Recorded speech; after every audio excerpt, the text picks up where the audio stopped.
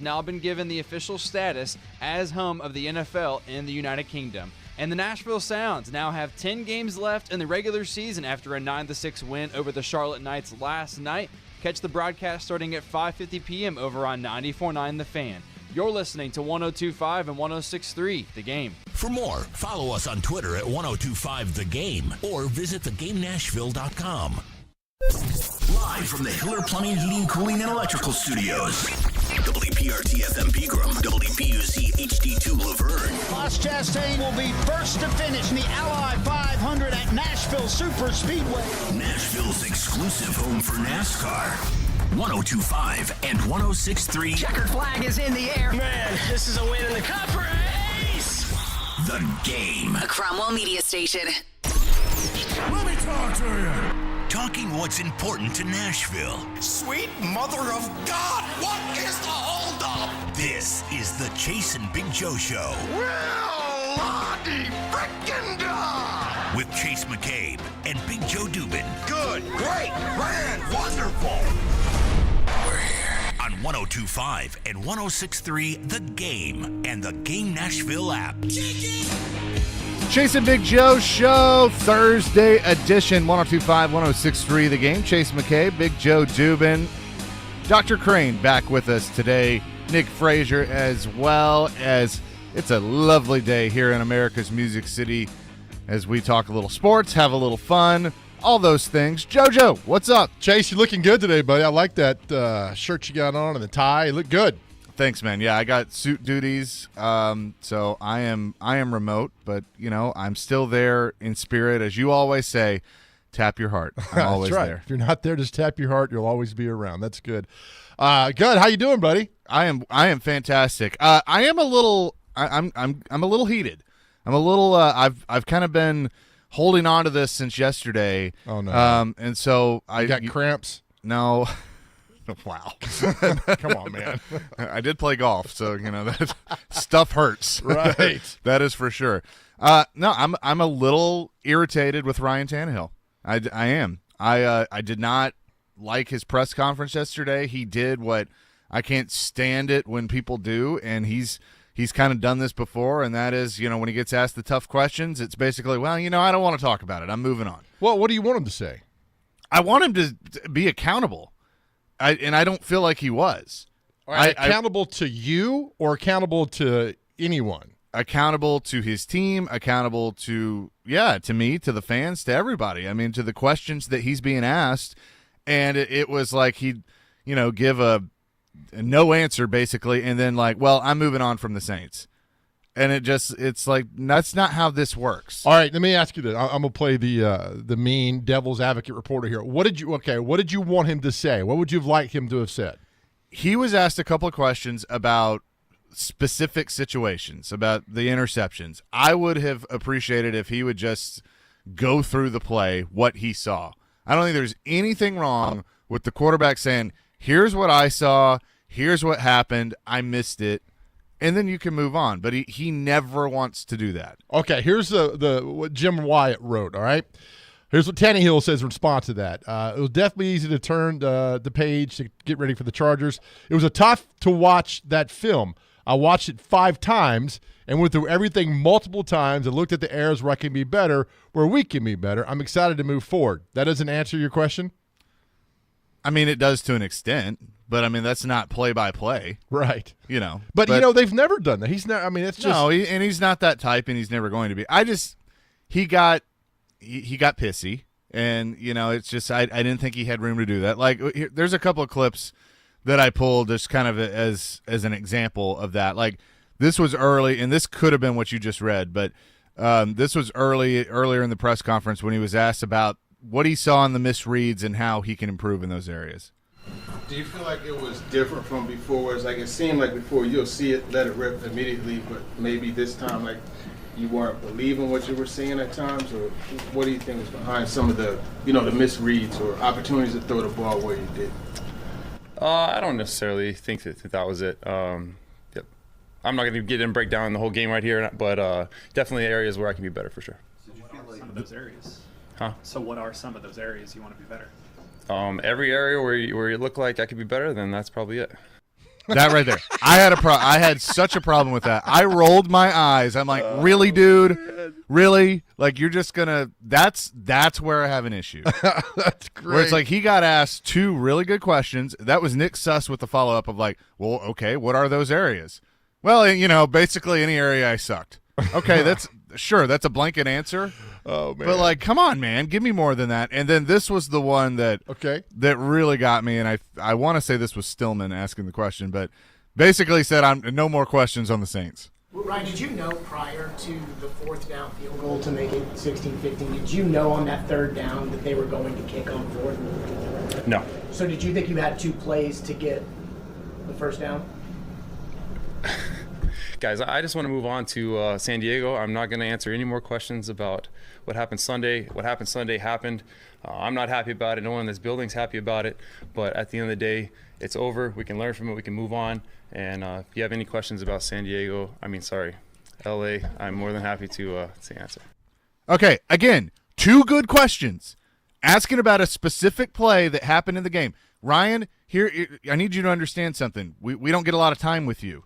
The media doesn't get a lot of time with you, and so I know it's Wednesday and it's inconvenient for you to answer those kind of questions at that time, but guess what? That's the schedule. So that's the opportunity for them to ask the question.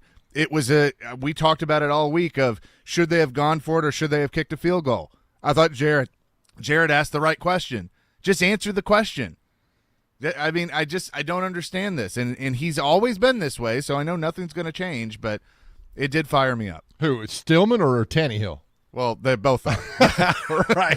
But I mean, did Jared not ask two fair questions? I don't know if you're worried about going.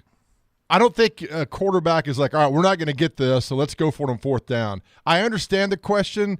I just don't think it's a very good question. Well, I looked at it as Jared was trying to find out, basically, were Tannehill and Kelly or Vrabel on the same page? Did he know what the plan was going to be if those certain scenarios popped up? That's how I took it, that he was trying to get. I just think as a quarterback, you're worried about the play that's in front of you, not like, oh, we're not going to get this, so what are we going to do on fourth down? We're going to kick a field goal, we're going to go for it. I think that he's focused on that one play, and they didn't get it. And we've talked about going for it on the fourth down, and they want to kick a field goal. But, I mean, it's just with Tannehill. I mean, it's what he's accountable to people inside that building, not us. Right. And although we want him to be accountable to us, and we'd love for him to be accountable to us, he doesn't have to be. And so he just kind of, he said in this article by Jim, he said Tannehill said he spoke with the team's receivers on Monday in an effort to get on the same page. To me, that's concerning. You've been through training camp, and now you're after game 1. How are you not on the same page? That is very concerning. Now, I'll give him credit that he said that that they got after it on Monday, that he was already looking at film, Sunday coming back from the game. That's great, and I respect that. But it is a huge concern if after one game, we're not on the same page yet. You're not? Yeah. I mean, now, let me ask you this. Did those 3 handoffs that you had in the preseason not get you on the same page with your receivers? Right. Now, is the offensive coordinator – I don't know how the protocol works. Is the offensive coordinator meeting with the media today? I think so, yeah. I think Tim Kelly will speak today. But that's a good chance now to say, hey, have you talked to Tannehill about this particular play? Because I think I've seen the interviews with Kelly. He's pretty open about a lot of things unless Vrabel's going to muzzle him and say, hey, we're going to move on and talk about the Chargers. But if he's kind of transparent and could talk about, why was Ryan, that one pass down the sidelines that he threw behind, was it Hopkins that Lattimore intercepted, was an absolutely awful pass. And there's other passes that were absolutely awful. And I'm just like, what was he seeing here? And what did you talk to him about that? So I think you probably get more out of Tim Kelly than you can't get out of Tannehill. You probably get more out of Tim Kelly than Vrabel was okay yesterday. I didn't think, on the Vrabel pissy scale, I didn't think he was, too high. You like that? We have a Vrabel pissy scale. All right. So what is it? 1 to 5, 1 to 10, 1 to 3? What is it? 1 to 10. Yesterday, I would have put him at probably about a 5. Okay, that's okay. Midway. When that's have you seen him a 10? Oh, let Kaharski ask something that gets him going, and he'll go from a 5 to a 10 easy.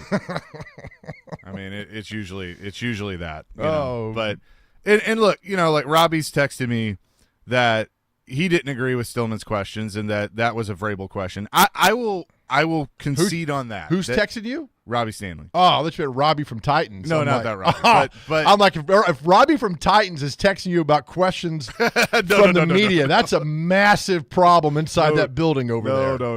No. But he's right. The fourth down part, that's a Vrabel question. I will concede that. But again, it's just a moment in the game that I would like, more of a breakdown from Tannehill. And I feel like this is where it's so fascinating, because whether it's media or it's the fan base, it's going to be split. You're going to have people like me that are kind of ticked off at Tannehill. I like Tannehill. I've been a supporter of Tannehill. I am not one of these people that says trade him to the Jets or bench him or any of that. I mean, you let him go out there against the Los Angeles Chargers, not San Diego, on Sunday, and you let him turn this thing around. I am 100% behind Ryan Tannehill. But then you have other people that are going to support him no matter what. You have other people that are like ready to get him out of town. So it's just, what do we call that? We call that polarizing. Right. He is a polarizing figure in Nashville sports. Say you're at a some restaurant in Brentwood, right? And it's a Tuesday afternoon, and you see Ryan Tannehill. Do you say anything to him?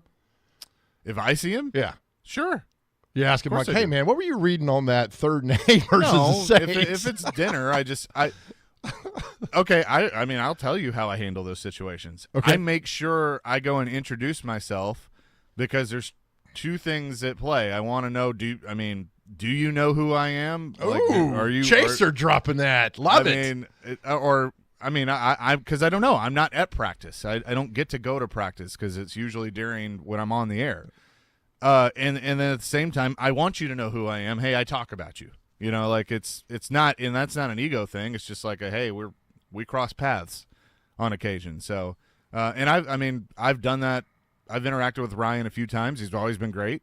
So we had a funny, you probably were there. We had a funny interaction one time in a press conference. I had a recorder that I put up on the podium, and it kind of looks like a taser.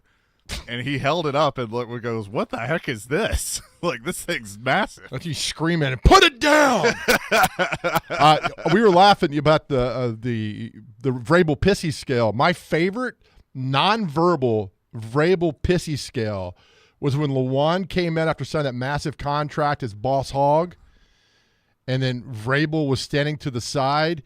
He would have rather been any place in the galaxy than right there watching Lawan do that dog and pony show. That was my favorite. And I didn't take a picture of him because I was laughing so hard at Vrabel just being so internally just frustrated and angry of seeing this go on. That was great. Oh, it was a good one for sure, because that's not Vrabel's personality. No, not at all. At all. 615-737-1025. That's our phone and text line, driven by WilsonCountyHyundai.com. Several of you weighing in on this. Do you think Tannehill was accountable enough yesterday, or are you more on my side and wanted to hear more?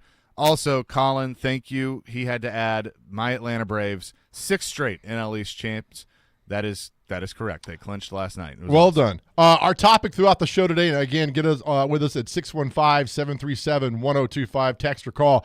The worst sports injury of all time in your mind. The worst sport, we're talking about Aaron Rodgers and that, which is not the worst sports injury, but it brought up that the way his leg bent back. We were talking about Joe Theismann. We want to hear from you today. That's our topic. The worst sports injury you think happened all time. You didn't have to be there. Just one that you saw. Let us know what you think. Yeah, we'll you can tweet at us too at Chase on Game, at Big Joe on the Go, at 1025 The Game, or X at it. I'm still not used to just say Twitter. Yeah, I mean it's easier. But we're up and running here on a Thursday. 1025, 1063 The Game. Are you always on the go? We've got you covered. Download the Game Nashville app from your app store and listen to us wherever you are. Robbie Stanley, Joe Rexroad. It's Chase McCabe. Caroline, Willie, D-Mays. Dominic Cavity. We are Nashville's best sports talk. Good station. I listen to it all the time. 1025 and 1063 The Game and the Game Nashville app. Baseball fans, your home for the best baseball action is 102.5 The Game and 94.9 The Fan, with the ESPN Game of the Week and the Nashville Sounds. It's all brought to you by Superbook Sports, the #1 sports book in Vegas. Download the Superbook app today. When you own a business, it's like another member of your family. Its success takes time. It requires money, attention, and tools to help it grow. At F&M Bank, we'll treat your business like family, building trust and responding quickly when you need us. No matter your business goals, you can reach them easier when you have a banking relationship that supports you, tools to conveniently manage your money coming in and going out, and expertise to make your business better. Bank your business at F&M Bank. myfmbank.com. Banking made easy on purpose. Member FDIC. In 1972, a Nashville family business story began when Bill and Beverly Finley founded Volunteer Hose and Gasket. 3 generations have grown the business into the local industry leader supplying just about anything to anybody, from the largest of contractors to your neighbor that mows his own yard. Over 1 million items in stock: belts, belting accessories, gaskets, gauges, hose fittings, hydraulics, industrial hoses, lubricants, sealing products, tubing, fire protection, and more. All at volunteerhose.net. If Volunteer Hose and Gasket doesn't have it, then you probably don't need it. Call them at 615-242-0461. Let's see. That one. Wait, I didn't see this one. We apologize. When you have as many microbrews on tap as we do, we know it can be hard to make a decision. Don't worry, we're patient. Wow, let me see here. Bar lines at the Omni Nashville Hotel. Incredible apps and salads, delectable burgers and wraps featuring local Tennessee whiskey and local brews on tap and live music 7 days a week. The decision is obvious. Bar lines at the Omni Nashville Hotel. The celebration! One of the most beloved comedians on earth, Dave Chappelle, is hitting the road with a tour celebrating his birthday with you. September 21st at Bridgestone Arena. You know who he is. You know what he does. Comedic genius Dave Chappelle. Tickets on sale now at livenation.com. What a great birthday. The celebration method. Have you Googled yourself lately? Are there negative posts from an ex-employee or from a former client? Maybe an outdated news article or sensitive personal information about your family? Search engines don't always get it right. But right or wrong, it's your reputation on the line.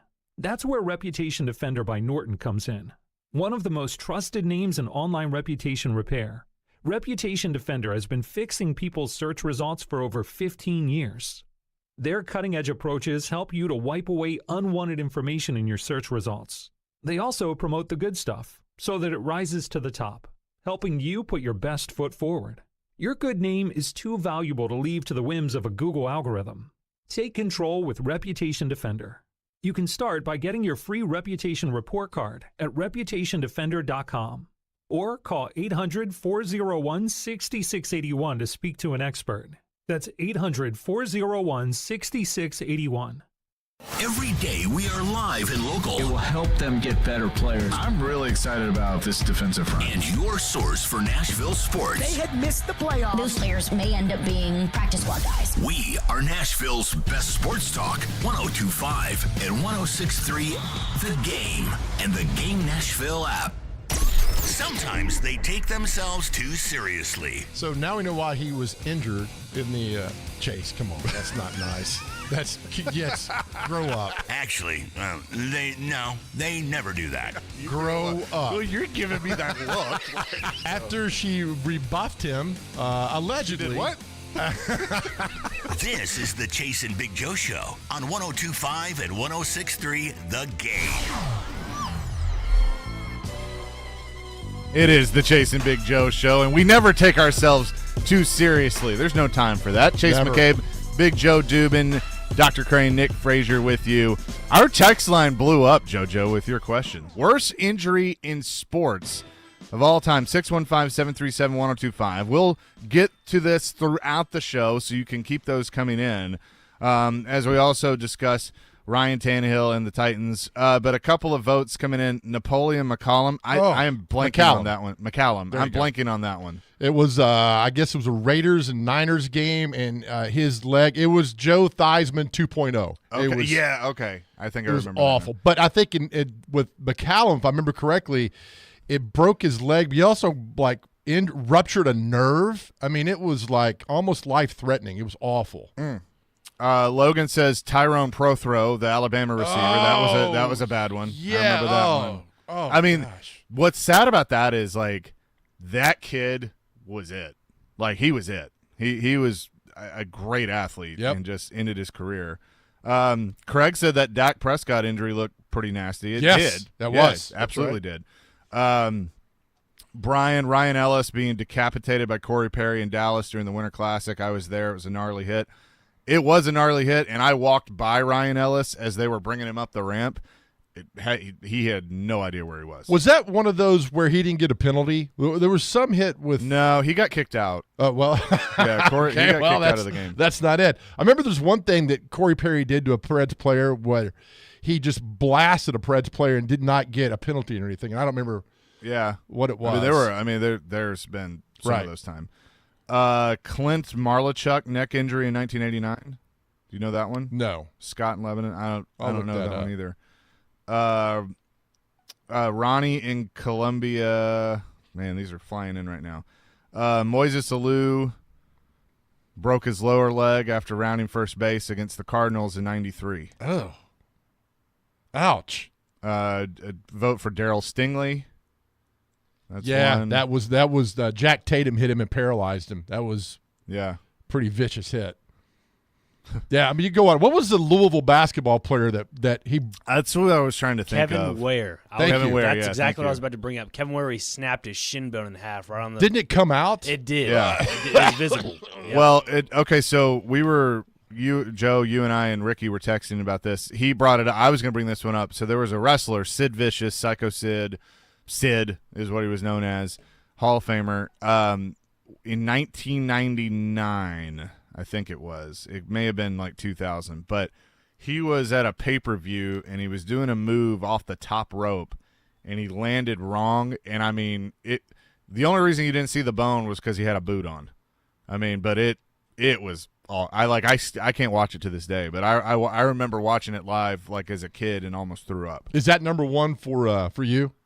Probably. Like, it's just as bad. It's worse than Joe Theismann. Oh, like, it's awful. Good Lord. Yeah, for me, it's Theismann just because I saw it live, and then when Taylor threw him down, and then you didn't realize what happened when Lawrence Taylor popped up and waving frantically at the sidelines to get the trainers out there immediately. You're like, oh, what's going on here? Then they show the replay, and that's when you throw up. I mean, it was just we'd seen injuries before, but not, I don't know, just not like that. It was terrible. We have a couple of people that have said, and Jameson's one of them, Willis McGahee in the Fiesta Bowl.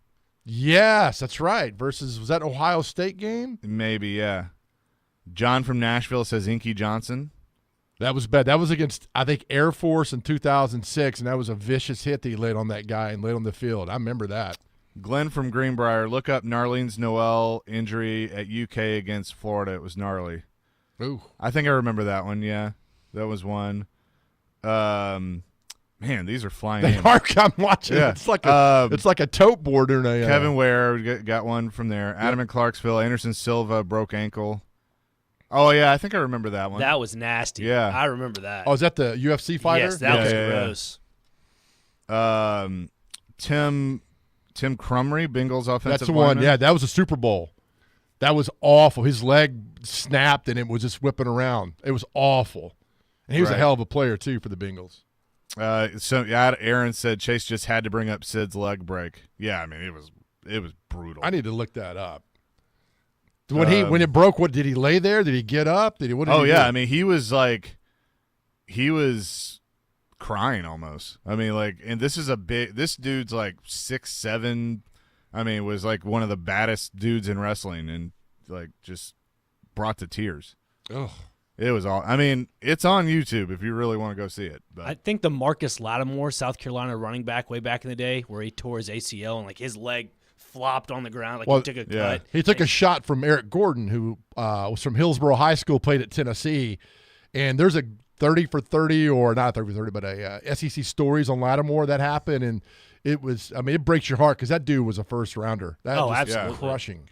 Paul George, that's another one. I forgot about that. When he was getting ready for the Olympics. I remember, but I don't. Yeah, I think so. Either he was getting ready for the Olympics, or it was like a preseason NBA I think it was game. an Olympics game. I think it was getting ready for the Olympics. It was he was with Team USA, but that was a nasty one. I mean, I remember that one. Gordon Hayward with the Celtics on opening night a few years ago. Yep, that was Michael bad. Madison. Dave Dave Dravecky. Dave pitched for the Dravecky, Giants. yep. Yeah. He had cancer and his arm snapped. His arm ended up being amputated because of cancer. That's correct.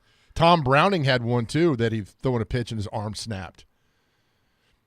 But, those are ones that are captured on TV. I'm sure there's other ones in the 40s, 50s. Frank Gifford got laid out in the 50s, and I forget the Eagles player, and I see his face right now. I can't remember his name, who laid Frank Gifford. And they thought Frank Gifford was dead on the football field. Ricky on our text line says it was Team USA with Paul George. Okay. So that's what I thought. We could do a whole show reading things. I know. These are great. Like I thought, okay, maybe they trickle in throughout the show. And here's one that I didn't even think of that's local. Remember Mark Mariani with his leg? That was pretty bad. That was brutal. Yes, and that changed his career. It did. That pretty much. He came. Was back. that a preseason game? I think it was. Was it preseason or week one? Gosh, it was one. I can't remember. I'd have to look it up. But that's a good one. He ended up going to the Bears for a few years, but yeah. Yeah, and then he came back. He was great. 2010, man. He was. I remember when he got drafted. It was like he's from Montana. He was like, he got drafted because he's went to college with Jeff Fisher's son, and then he just comes out and just toasts everybody on kickoff return. Yeah, he was great. He was. He was. That was one of those guys that you could really count on at that time. Our Ricky says it was the regular season against the Jets. It was Mariani. Okay. So there, Chuck Bednarik. Thank you there. 2832 on the text line. Chuck Bednarik laid out Frank Gifford, and that's the one that people like. Oh, this is a real violent sport that's going on right here. Yeah, that's a good one. Andrew Bogut, the elbow injury against the Bucs. I don't remember that one. One guy said, the bird that Randy Johnson hit. Thank you, 2627. That's an awesome text. That's a good one. That is a good one. All right, we'll keep getting to these throughout the show for sure. So keep those coming in, 615-737-1025. The worst injury in sports. But coming up next, there is a big race up at Bristol Motor Speedway this weekend. Joey Logano, who's the defending Cup Series champion, friend of the show, he will join us. Coming up next, we'll get his thoughts on that and the season so far here on the Chase and Big Joe Show, 102.5, 106.3 The Game. They're homegrown in Nashville, discussing the biggest topics in the SEC. The fans are going to want the rivalries to stick around. They've lost to Alabama every year. The NFL. What if all the top three quarterbacks went 1, 2, 3? You've got to draft your guy at 2. And anything in between. From thinking we know everything to then forgetting about everything we thought we knew the day before. They're Jonathan Hutton and Chad Withrow on Outkick's Hot Mic. Out of the gates, ready to go. Weekdays from 2 to 5 on 94.9 The Fan and The Fan app. Hey everybody, this is Nick Frazier here to tell you about my favorite sportbook casino, and that's BetUS.com. Football is back, and that means it's time to lay down your bets. I only endorse one sportbook and casino, and that's BetUS.com.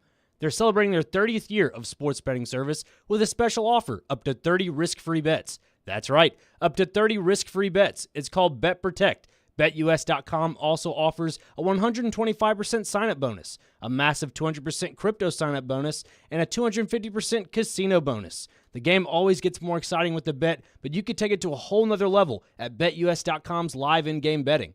Take advantage of their 30th year offer, up to 30 risk-free bets. Get Bet Protect. Get started today by visiting BetUS.com or 1-800-MyBetUS to learn more. That's 1-800-MyBetUS.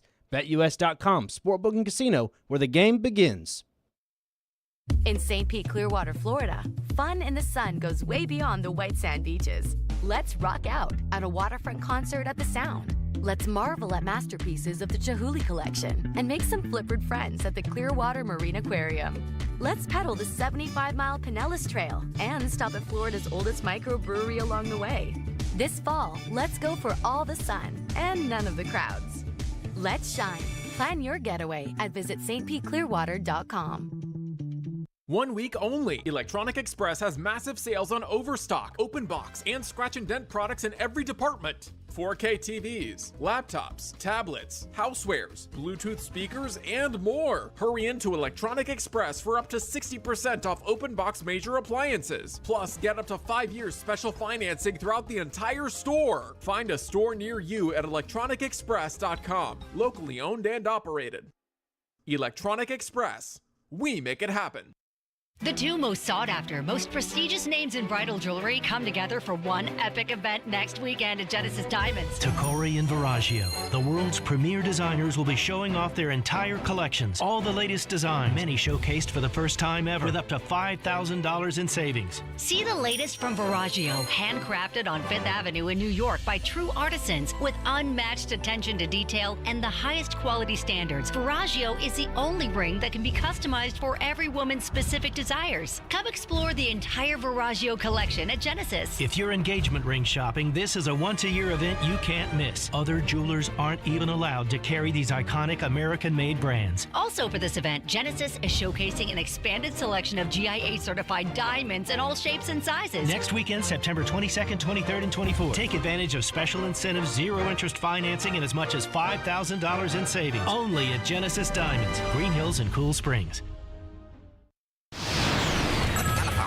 Hey, we'd love to hear from you. Give us a call on the phone line, sponsored by Wilson County Hyundai. Yes, I'm looking for a friend of mine. Last name Jazz, first name Hugh. 615-737-1025. Hugh Jazz. Chase and Big Joe are on 102.5 and 106.3 The Game. Big Joe, 102.5, 106.3 The Game. JoJo, the Simpsons clips get me every time. I'm just laughing nonstop.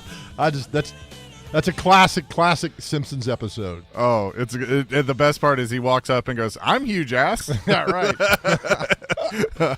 Let's go to the phone line, driven by Wilson, WilsonCountyHyundai.com. The Bristol Night Race coming up this weekend at Bristol Motor Speedway up in East Tennessee, and Joey Logano, driver of the number 22 for Team Penske, joins us now. Joey, good morning. How are you? I'm doing great. What's happening, guys? Oh, we're just having some fun here in Nashville, and I know you're ready to go short track racing, as it's hard to believe it's already a cutoff race for the first round of the playoffs. So how are you feeling about your chances going into this weekend? I feel pretty good about it. I love Bristol. It's my favorite track to go to. Just as fast as it is, and a bit unpredictable, with the fans being so close, a half-mile high-bank stadium environment. It just has a way of getting you excited. Do you have to change your mindset going into a race like this, knowing that, the playoffs are so tight that if you have trouble, you could find yourself missing the next round? So does it change your strategy a little bit? Yes. You need to be aware of the situation, of what's going on around you, where you are going into it as far as a points perspective, and really define win in maybe a different way than just being in victory lane, right? The ultimate goal when we start the season is to win the championship. And so to do that, we need to get through each round. And that doesn't mean we have to win at Bristol this weekend. It means we have to do good and have a solid day and score a lot of points. So that means stage points and a top 5 puts us in a really good spot. So that's the goal going into it. Now, don't get me wrong. If the win is there in front of us, we're going to try to take it. But I think we need to be smart about the risks we're taking. Joey Logano is with us, driver of the number 22 for Team Penske. They'll be racing at Bristol this weekend. All right, Joey, I just got to ask you, driving at Bristol is fantastic, but at night, what is that? I know you've been asked this a million times, but what's it like at night at Bristol with the crowd and everything? It's got to be just fantastic. It's definitely pretty cool.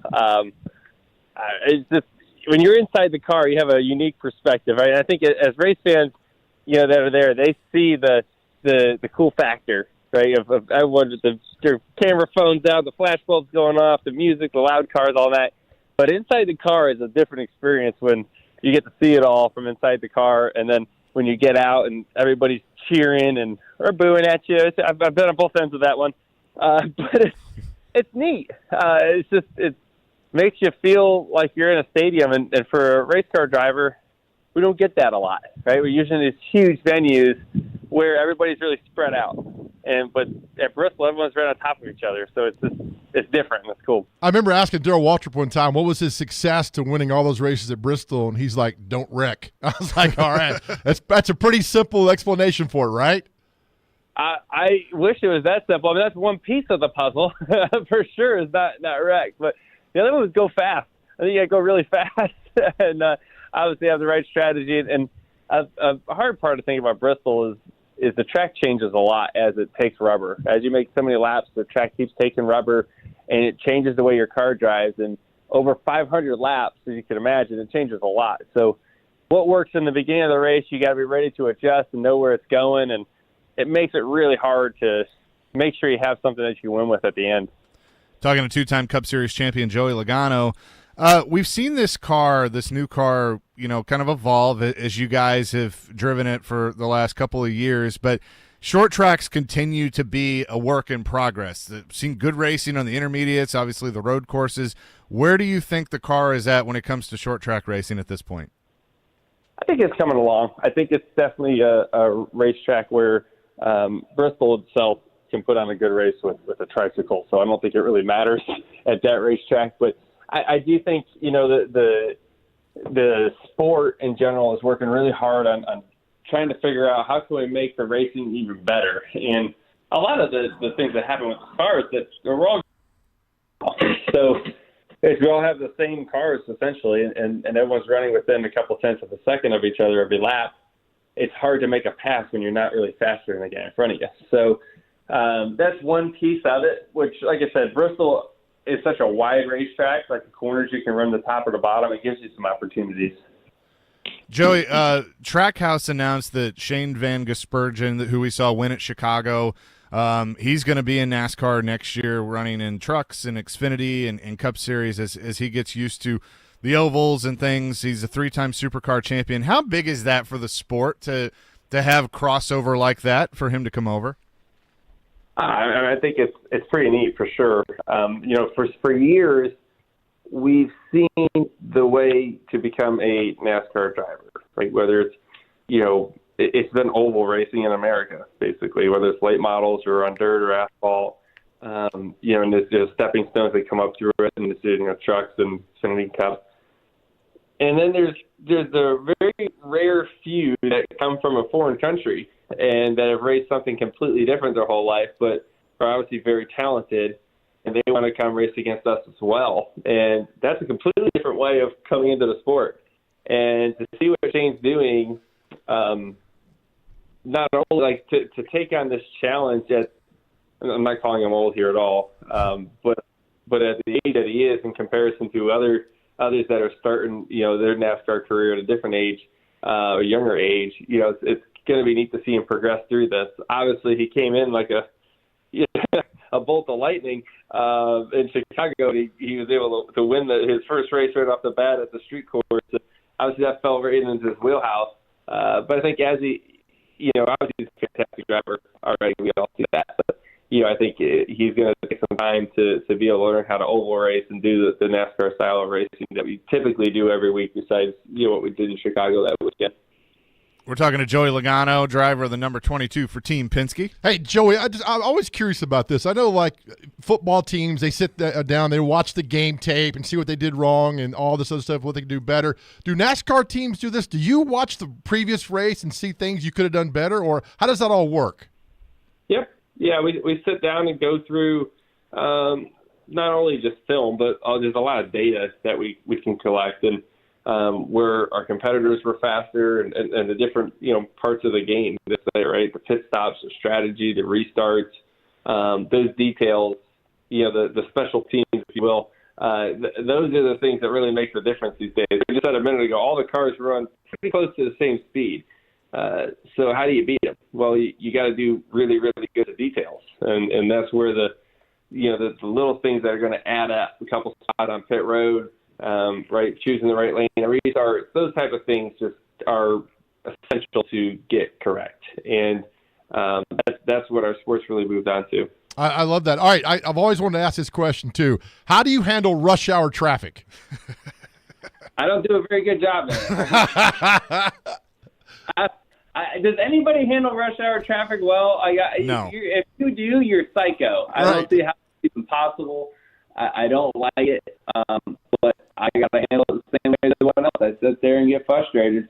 Do you like if there's a big traffic jam or something, do you try to find a way just to keep going, even though it might take you longer to get there, but you got to be moving at least at some point? Absolutely. I am for sure. If there's a getting off the exit, I may not know what's off that exit where I'm going to swing the bat, and I may get right back on the exit where I got off and did it for no reason. But yes, I'm not sitting still in a line anywhere. I can't do it. No patience here. Yeah, I'm the same way, Joey. I don't think any of us are different in that sense. But, hey, appreciate it today. Best of luck this weekend at Bristol as we watch the first round of the playoffs come to an end. But appreciate it. Always good to talk to you. All right. Thank you very much. Have a good one, guys. You too. Joey Logano, driver of the number 22 for Team Penske, that for the two-time Cup Series champion, joining us here on the show. And gotten to know Joey a little bit over the years. Fun guy, but he's one of those guys that, like, outside the race car, Joe. Right. Super nice. You put him inside the race car like they're going to do Saturday night at Bristol, right. Different person. Like most Nashville drivers. Hey, there's a Nashville connection with him. Do you know this?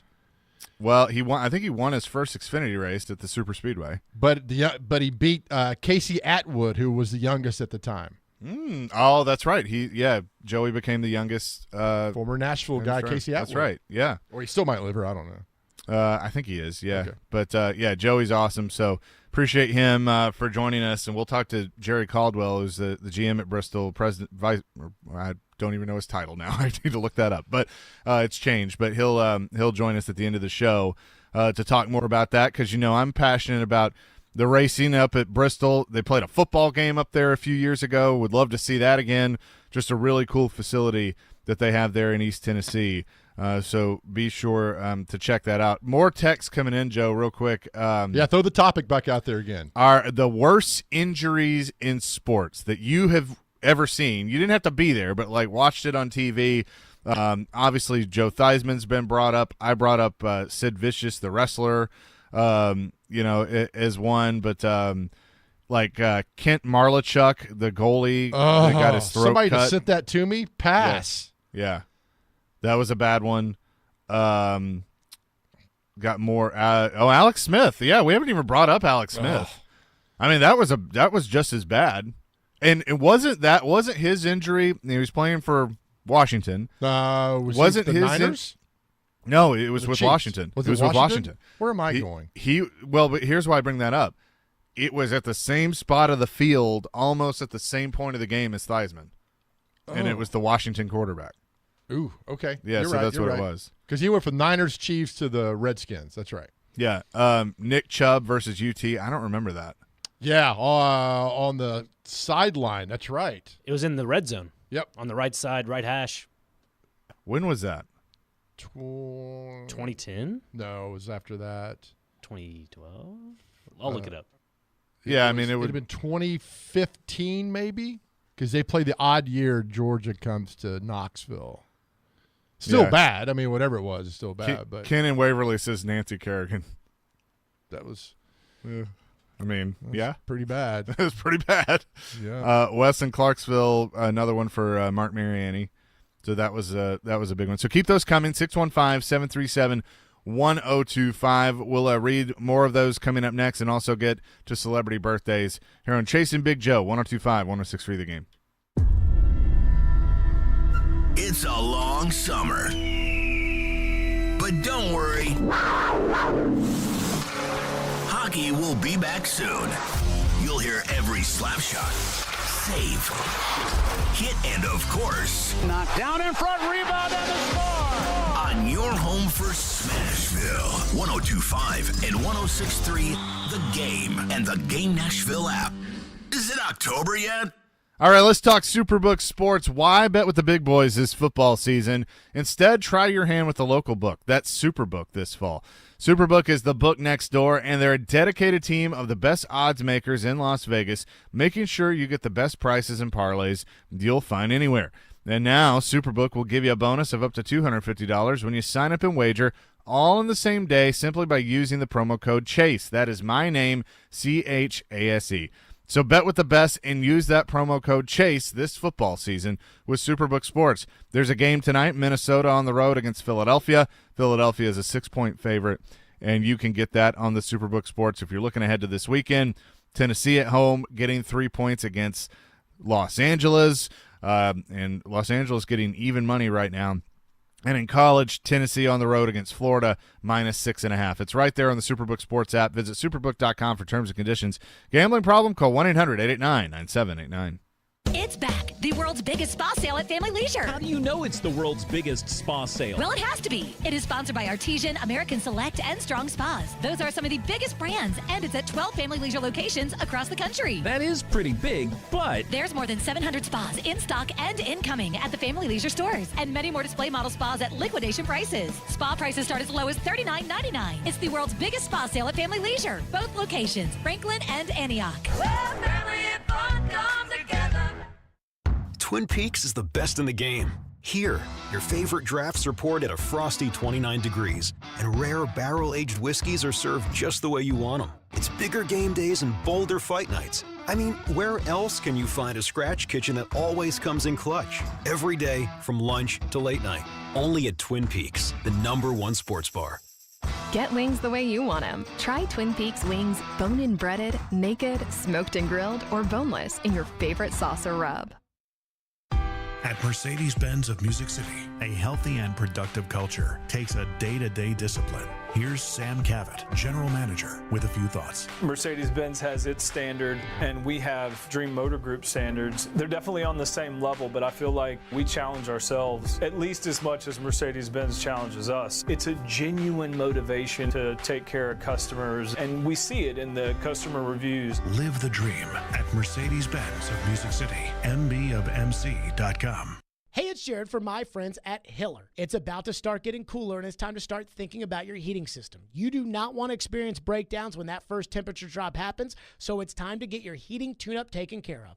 Luckily, happy half-off month at Hiller. Tune-ups are 50% off. This month, Hiller is making it easier than ever to tackle necessary home replacements by giving you 50% off select add-on items. Hiller Plumbing, Heating, Cooling, and Electrical, proud supporters of the Preds, the Vols, and Vandy. Hiller, call the Happy Face Truck today. Nashville Sounds Baseball lives on 94.9 The Fan. Catch every pitch. Swing and a miss, strike three. Every hit. That's a base hit. Every run. Looking up, it's gone. On your home for Sounds Baseball. 94.9 The Fan and The Fan app. Sports Talk, the next generation. You're listening to The Chase and Big Joe Show. Make it so. On 102.5 and 106.3 The Game and the Game Nashville app. And Big Joe Show, broadcasting live from the Hiller Plumbing, Heating, Cooling, and Electrical Studios. Hey, our college football game of the week. You can tune in to 102.5 and 106.3 The Game this Saturday at 11 as Illinois takes on Penn State. That's presented by Superbook Sports and Twin Peaks. Take your tailgate to Twin Peaks for scenic views of all the hottest non-conference games across the country. So be sure to tune in for that. JoJo, great participation on our text line. I don't know how you're keeping up. I mean, I don't just either. pouring in. I don't either. So they're all pouring in right now. Let's see. So was Alex Smith the first play of the game, or was Nick Chubb? Matthew in Nashville said that 2015. Okay, so that's when Nick Chubb was 2015. First Correct. play of the game. I think, okay. I don't think it was first play of the game, was it? I don't remember. I just remember it was a bad injury. It was awful. Ben and Dixon, coaching under 10 girls softball, first day of practice, a girl that had never played before tries to catch a ball in warm-ups with the non-glove hand, and when the ball hit her ring finger, it popped the bone out of the skin. Oh, my gosh.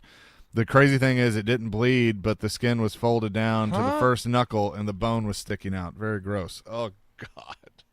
Oh. Girls are tough, though. She probably did. It's like, something's wrong with my finger.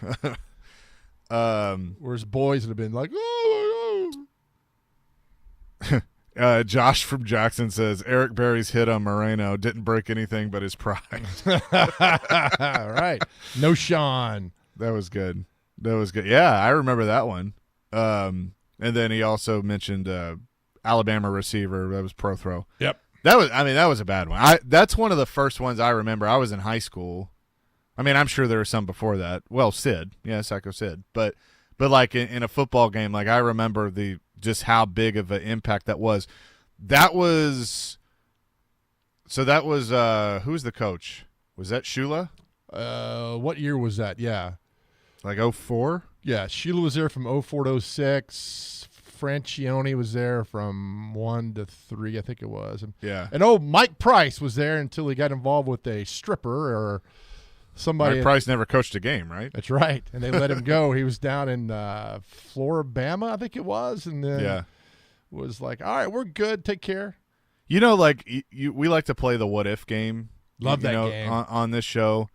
Think about if Rich Rod had taken the Bama job like he had initially said he was going to. Oh yeah, and just how that would have changed college football. The dominoes just keep going and going and going, and all the the other one goes back to Drew Brees' shoulder. Saban was going to take him at Miami, didn't take him because of the injury. Brees goes to New Orleans. What would have happened if Brees stayed in gone to Miami? Saban lies to the media down there, and a week later he's in Tuscaloosa. Do you think even with Drew Brees that Saban would have been successful in Miami? No. I don't. No. Not at all. I just think there are some guys that can do it, that have done it. I mean, Pete Carroll, obviously, Jimmy Johnson. Switzer did it with Jimmy Johnson's team, but I'm not really going to necessarily give Barry Switzer a ton of credit there. Look at Gruden did it in 2002 with the Tony Dungy's team in Tampa Bay, basically. Right, but I'm talking about a guy that was successful in college and then went to the NFL. Yeah, like there's not many. You can probably count it on one hand. And goodness, that's a great question. Some of the greatest, like Steve Spurrier, Nick Saban, some of the greatest of all time that have tried it and failed at it. Spurrier was awful in DC. I remember he had Bruce Smith that came in 2002. And the story was that Bruce Smith didn't feel like practicing. We go to Spurs, like, hey, I don't feel like practicing. And Spurs like, well, okay, if you just get better, take your time. And like guys were like, nah, I don't feel like practicing today. Just a complete disaster. But Lou Holtz left Arkansas to take over the Jets, and said it was the biggest mistake of his life the 1 year in New York because players wouldn't listen to him. And Deion's been on record. I don't know how much he'll hold to this come down the line, but Deion's like, ain't no guy gonna listen to me who's making more money than me. Right. Well, and that's right. He's not wrong. Now, I don't think look, when Jerry calls him and says, Deion, I want you to come to Dallas, All right. I think that sounded like Cotton Hill, Hank Hill's dad. Oh, that's man. Jerry. Jerry's Cotton Hill. Oh, goodness. But yeah, I mean, it's so different because you want to run. These guys are so used to being the CEO and running a program like that you can't do that at the NFL because of exactly what Deion said. Like, you go like think about when Deion was a player and Barry Switzer comes into Dallas and is like trying to run it like Oklahoma, and Deion's gonna look at him like, man, come on, like I'm not listening to you. Yeah, I don't need you to tell me what to do. Yeah, that's the thing is he says that, but does he hold it true? So who knows? All right, Chase, you ready, buddy? I'm ready. Let's do it. All right. Hit it, Nick. All right, here we go. Celebrity birthdays. It's always a fun little game that people love to participate in. All right, Chase, you're going to go first today. Okay. Chase I McCabe had some training yesterday. Dr. Crane. Yeah, you got 3 yesterday. All right, first birthday is Chekhov from Star Trek. Walter Koenig. How old is he today? Ooh. 80. 87. He's 87 exactly. Oh, Dr. Crane. Well done. Just taking a little refresher day. Let's go that Dr. way. Crane back there checking Google. No, I'm not. I know, buddy. I trust you. Great actor from Jurassic Park and The Hunt for Red October, Sam Neill. Ooh, that is a good one. 65. I'm going to go 68. 76. Great job. Director, I can't pronounce his name because I'll get fired, so we'll skip him. I'm not going to do that. You just got back. Let's not Rick from The Walking Dead, Andrew Lincoln. Not to be confused with former Vols DB Jeremy Lincoln. Yeah, there you go. Andrew Lincoln. 41. 46. 50. I used to do a great impression of him, but I can't do it now because I'm nervous. Where are we going? Fisher. All right, let's see here. Bowser from Sha Na Na. How old's Bowser from Sha Na Na? He was in Grease, the movie, and, of course, Sha Na Na was a great little, cute little band back in the day. 78. 72. 76. Chasers on the board. He knows his Sha Na Na, guys. Country singer-songwriter Beth Nielsen Chapman. What does she do? She's a singer-songwriter. Thanks. 69. I'm going low. I'm not making the same mistake I made twice. I'm going to go 43. 67. Oh, boy. Chaser, 2-1. Country singer, lives in Hendersonville. John Barry, Chase Your Love Amazes Me. Well, thank you. That You're is welcome. the sweetest thing you've ever said to me. You're so nice. You're 63. John Barry, we're going to go 54. 64. Chaser's up to a 3-1 lead right there. Well done. Actress Faith Ford from Murphy Brown, whose sister's Devin O'Day. Really? Yep. Oh, wow. 72. I met Devin O'Day once. I'm going to say 75. Faith Ford is 59. Oh, Those are terrible. From one of the best Seinfeld episodes ever, actor, our MTV host, Dan Cortez. Remember when George was in love with him? Great episode. Dan Cortez. Yeah. 64. 57. 56. Nice. 3-2. We got a good game here. She lives here in Nashville. Actress Kimberly Williams Paisley. Brad Paisley's better half. Father of the Bride. 43. I was going to say not 38, not 41. We're going to go 45. 52. Rapper Nas? Yep. How old's he? 44. Nas? I mean, I don't know. I'm gonna go 49. 50. Nice. We're tied at 3. The next one wins it. Oh, man. Now I'm nervous. Actor, singer Logan Henderson, lead singer of Big Time Rush. Who? Exactly. 24. I don't know. Let's go 30. 34. All right, here's the last one. It's a push or not. Former Hall of Fame basketball coach, former coach at Carolina. I don't think he coached Carolina, but he played at Carolina. Larry Brown, coached at Kansas. How old is former basketball coach Larry Brown? 82. 88. Chase McCabe at the buzzer. He's 83 years old. Bingo. Well done. Larry Brown, Hall of Fame coach, is the winner. You need to send Larry a note today, Chase, to say thank you. I will. So Chase wins 4-3. Hey, up next, we'll continue the Florida-Tennessee football talk. Our good friend Brad Lampley, who played at Tennessee, he was up there when Peyton was there. His son's actually on the team now, and Brad's also a big wig with the Music City Bowl. We'll talk to Brad Chaser up next. Yes, we will. 102.5, 106.3, The Game. ElectronicExpress.com. We make it happen.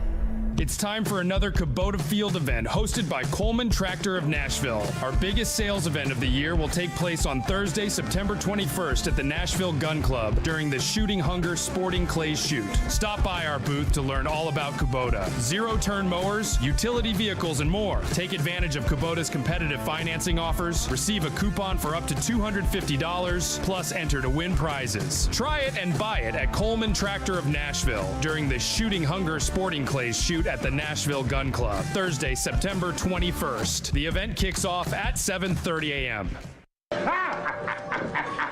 The celebration! One of the most beloved comedians on earth, Dave Chappelle, is hitting the road with a tour celebrating his birthday with you.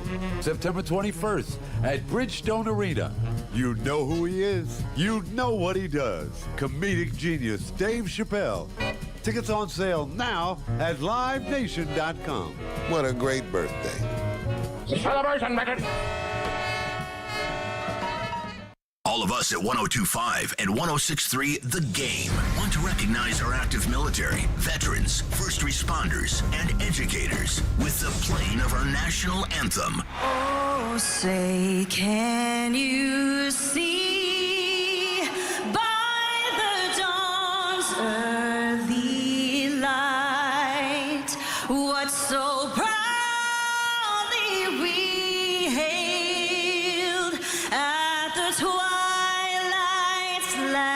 gleaming, who's brought stripes and bright stars through the perilous fight, o'er the ramparts we watched were so gallantly streaming.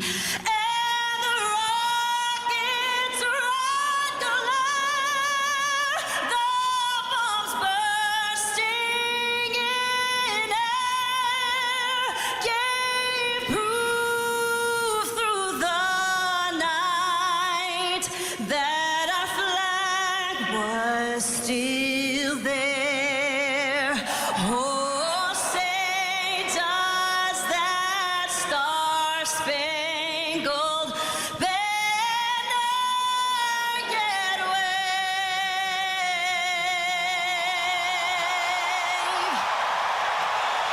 o'er the lands of the free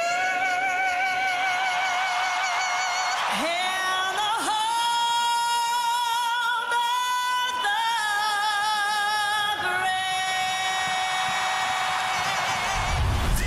the is 102.5 and 106.3 The Game. Now, your Game Center update. This is Nick Frazier, and this Game Center update is brought to you by BetUS Sportbook and Casino, celebrating 30 years with a special football season offer, up to 30 risk-free bets. It's called Bet Protect. Get started with BetUS.com. Titans quarterback Ryan Tannehill spoke to the media yesterday and was asked if he still had the same confidence from the 2019 season. Do you feel like you have the same confidence that you had in 2019 and 2020 when the offense was very successful now? Yeah, I'm totally confident in myself and my abilities and the guys around me. And I think that's what it comes down to is trusting yourself, trusting the guys around you, and then being able to make those plays when they come. Obviously, some room to improve from last week, but excited to attack those things this week and go out, execute the game plan, and play well on Sunday. Tune in tonight to 94.9 The Fan as the Nashville Sounds look to continue their winning ways versus the Charlotte Knights, the AAA affiliate of the Chicago White Sox. You're listening to 102.5 and 106.3 The Game. For more, follow us on Twitter at 102.5 The Game or visit thegamenashville.com. Live from the Hiller Plumbing, Heating, Cooling, and Electrical Studios. WPRT FM Pegram, WPUC HD2 Laverne. Broadcasting on Alexa. I appreciate that. And other smart speakers. 102.5 and 106.3. And a score! You can run different offenses. The doors on the board. Off the field, on the field. The Game. A Cromwell Media Station. Let me talk to you.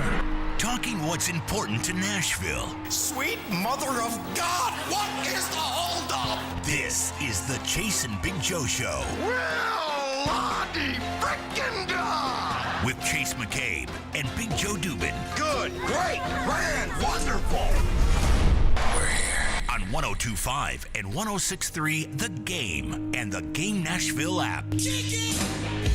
Hour number 2, Chase and Big Joe Show here on 102.5, 106.3 The Game. Tennessee taking on Florida this weekend, and we have done a lot to preview this. We talked to Heath Schuler earlier in the week. We talked to Chris Doring yesterday, and we continue it now with former Vol Brad Lampley, who is on the line with us. And JoJo, I will let you do the honors. Yeah, Brad is a big-time, big guy here in our city. We're an honor to have Brad on the show with us today. Brad, how are you, my man? How things going up in D.C. right now?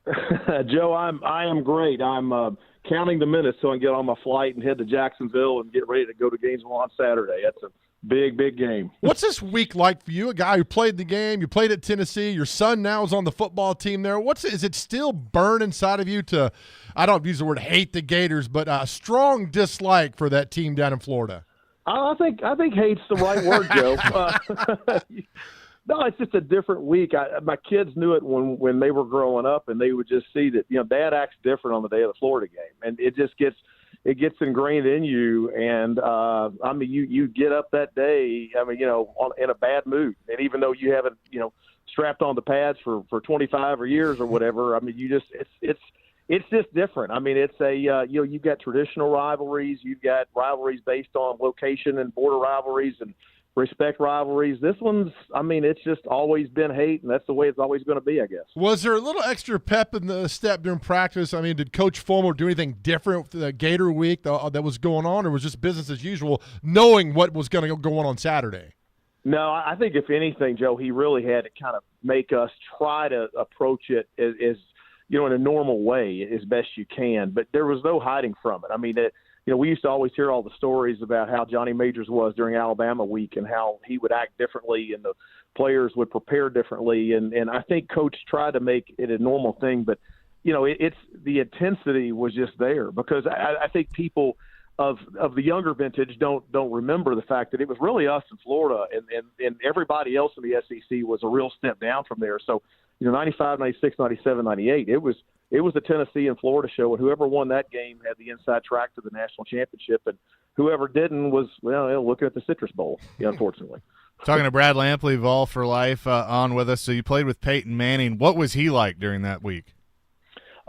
Just about like you would think. I mean, just, Peyton was always just a consummate pro in terms of his preparation. I mean, it didn't matter if we were playing South Carolina or Vanderbilt. I mean, he was going to sit up there in his room and watch film nonstop, and just that's the way he's always been, and that's the way he was in the NFL. But everything, like I was saying, everything sort of took on a heightened sense of intensity the Florida week because you just knew how good those players were on the other side of the field, and you knew what was at stake. And so, everybody's preparation, I think, stepped it up a big time notch, and I don't think it's really changed. I mean, they've got a lot of rivalries. Georgia obviously has become very prominent in the college football scene, but there's just nothing like that Bama week and Florida week. There's just nothing like it. What's it been like from your perspective? To obviously there's been guys from those days that go into the NFL and have great careers, but Peyton is somebody that we all watch here, and now that he's had a Hall of Fame NFL career, he's on to his next step, which is pretty entertaining, whether it's his production company, doing the Manning cast with his brother, things like that. So what's it kind of been like to see him go into that next phase of life? I talked to him about this recently. I said, I don't know that there's an athlete that has done as much after his playing days are over in terms of just, shifting gears and becoming, really like taking it on to the next step and being incredibly successful as he has. I mean, it's, Omaha has got so much content. I mean, they're doing so many things. His production company has really taken off, and obviously he's a big personality on so many things, and he's just couldn't be a better guy. I mean, he's taken the same approach to life after football in terms of preparation and just professionalism that he did in football, and he's been a huge success. I tell the kids at UT a lot, when I come over and speak to them, if you apply the same amount of intensity and effort to your life after football as you have in football, you're going to be successful. And I think Peyton's a great example of that because it's been pretty remarkable to see what all he's done. Talking to Brad Lampley, former Vol player. His son is currently on the team. Brad, what game against Florida, as a player, as a father, as a fan, just agitates, just drives you insane that Tennessee should have won? Is there one that comes to mind? Oh, man, Joe, how long do we have? All day, baby. Yeah, I mean, the one – there's two that really stick in my craw. One of them was the 95 game down there. We jumped out 31-14 at halftime. It really shouldn't have been 14. It should have been 31-7. And, I mean, we were just killing them. And late in the second half – or late in the first half to get a late touchdown. But it was like no big deal. We're at 31-14. We're in the locker room. We're thinking, okay, we're 30 minutes from being inside track to the national championship. And then second half, man, they came out and Werfel started throwing it to Doring, and we had trouble with him, and offense kind of sputtered, and then it rained about 3 inches, and then the sun came out, and the steam was coming off of it. It was miserable. I mean, we lose 62-37 on a game that we really felt like we had. And then, of course, the who can forget the Jabbar Gaffney catch that wasn't a catch in 2000. I mean, my God. And a funny story about that, Joe, my wife was pregnant with Jackson, and we had sort of, we were at the game, and when the catch happened, during the game, I always say, she said, I think I felt the baby kick. And so my joke is like, okay, even he knew it was a bad call. But man, anyway, but that was a game. It's like, all the whiskey bottles that flew out of the stands, and just adds to the fabric of that great rivalry. You know what's crazy, Brad, is I'm looking now in my life. I was born in '68. Tennessee's only won at Florida 3 times. I mean, it's really it's something they look at like, they should have won more than that. But I mean, they didn't play for a couple of years here and there, but they've really played a lot since the late '80s, early '90s. But I mean, it's not easy to go in the SEC and get a win on the road. No, it's not. It's really not, Joe. And I think that's the thing. A lot of NFL players will talk about this. There's nothing that you can do in sports that really compares to a big SEC environment on the road. And I mean, the guys that play in the NFL playing Super Bowls, at some level, it's in terms of the atmosphere, it becomes not almost anticlimactic a little bit, because there's just nothing that compares to a big game in Swamp or in Neyland or Between the Hedges or in Death Valley. I mean, there's just nothing like it. And it's hard. I mean, everybody's out to get you. And the minute you drive across campus, I mean, they're throwing stuff at the bus and pounding on the bus and, giving you the one finger salute. There's all kinds of things like that. And that's before you even get off the bus and get into the stadium. And then the players are so good and you can't hear yourself think. And I mean, it's tough. That's what's so cool. Cause I mean, these kids, don't forget, they were, 10 years ago, they were playing Little League football games and, a local community park in front of about 100 people. Right. And now they're going to play in front of 95,000 and millions more on TV. And it's cool. It's really cool. Talking to Brad Lampley. So what's kind of been your impressions with Josh Heupel? Obviously, he's had a lot of success in a short amount of time there in Knoxville. I love him. I mean, just what I think you cannot beat culture. And he has really almost overnight, constructed this amazing culture. I mean, the kids play hard for each other. They love each other. They love the coaching staff. Everybody's bought in. There's just no real negativity or anybody else going in a different direction. And it's just been fantastic. And, he did something pretty novel. He gets in there and he's like, we're going to have fun. We're going to get to know each other. They're doing stuff like playing dodgeball and softball. And then, some of the negative people go, well, I mean, you're not focused on winning. It's like, well, of course they are. They're working just as hard as everybody else, but they're doing some extra stuff to try to build a little bit of camaraderie in the locker room. And he's the perfect person for the job. This offense, I think, is really kind of a great equalizer, particularly when you might not have as much talent in certain spots as other teams do. And then when you get really talented players in the offense, you can see what happens. So I cannot say enough about the guy. And I don't know. It's a pretty cool time in Tennessee football right now. Brad, I want to ask you about going back the Florida game down there in '95. Was that the game Joey Kent got hit over the middle? Yes, it was, by Lawrence Wright. Oh, my goodness. I can't believe he got up. I can't believe he did either. That was unbelievable. And I hung out with Lawrence briefly at the SEC Legends thing a couple years ago in Atlanta. I was down there for the Music City Bowl and doing some stuff with the SEC. And, they had that Legends Dinner the night before the championship game. And I got to hang out with Lawrence for a few minutes, and we swapped some stories about all that. But yeah, that was gosh, man, that was I cannot believe it. It's one of the hardest hits I've ever seen in my life. Oh, it really was. Unbelievable. See how tough Joey is, Oh, it is. Last question. You're going to fly down to Jacksonville. What access do you get with your son? Do you get to see him Friday and not talk to him Saturday? How does that all work? No, it's a great question, Joe. Heupel is really big on, he told, when he first got the job, he told all the parents, he said, look, you only get this one time in your life to have a son playing big-time college football. He said, so I want this to become a family experience. So he has the families come to the team hotel on Friday night and spend a couple hours there. And it's good because you kind of get the players kind of get their mind off football for a minute. You'll talk about, the high school game that's going on, and, we're always checking the score of the NBA game or something like that. But that's what we do. And then, you give them a hug, and you may see them, depending on where they are, you may see them when they get off the bus the next day. You may not. If it's a night game, you might talk to them on the phone a little bit just to kind of again, get their mind off of it. But some staffs are not very plugged in. Some staffs don't really like the families being around and stuff like that. Heupel is the complete opposite of that, and that's just another reason why you got to love the guy. Love it. Brad, as always, man, I think the world of you. Thank you. Safe travels down there, and good luck on Saturday, my man. Well, thank you, Joe. Likewise, man, you're the best, and congrats on the MTSU job, man. That is awesome. I appreciate you, Brad. Thank you, buddy. Thank you. All right, guys. Thanks. Thanks, Brad. Yeah, good stuff as we've kind of gone down memory lane this week with the Tennessee-Florida game. We'll give some thoughts on that because Joe and I have a bet. on this game. We do. We'll tell you what it is. We will. Tease we'll it, Chaser. We'll Tease it. tell you that coming up next here on the Chase and Big Joe Show, but also want to tell you that Silly Underdog Picks, we'll do that today at noon on Caroline, Willie, and D-Mace. You can sign up for your chance to win weekly prizes. Make your picks today at thegamenashville.com or the 1025 The Game app. This week is, I guess the copy still says, week 1 of the NFL kicks off this weekend. Maybe we should update that. Come on, Cliff! Let's do this. Silly Underdog Picks. Get him out of your dungeon, man. Let this guy breathe. Silly Underdog Picks is presented by Volunteer Hose and Gasket and by Superbook Sports here on 102.5, 106.3 The Game. Every Wednesday at 8:30.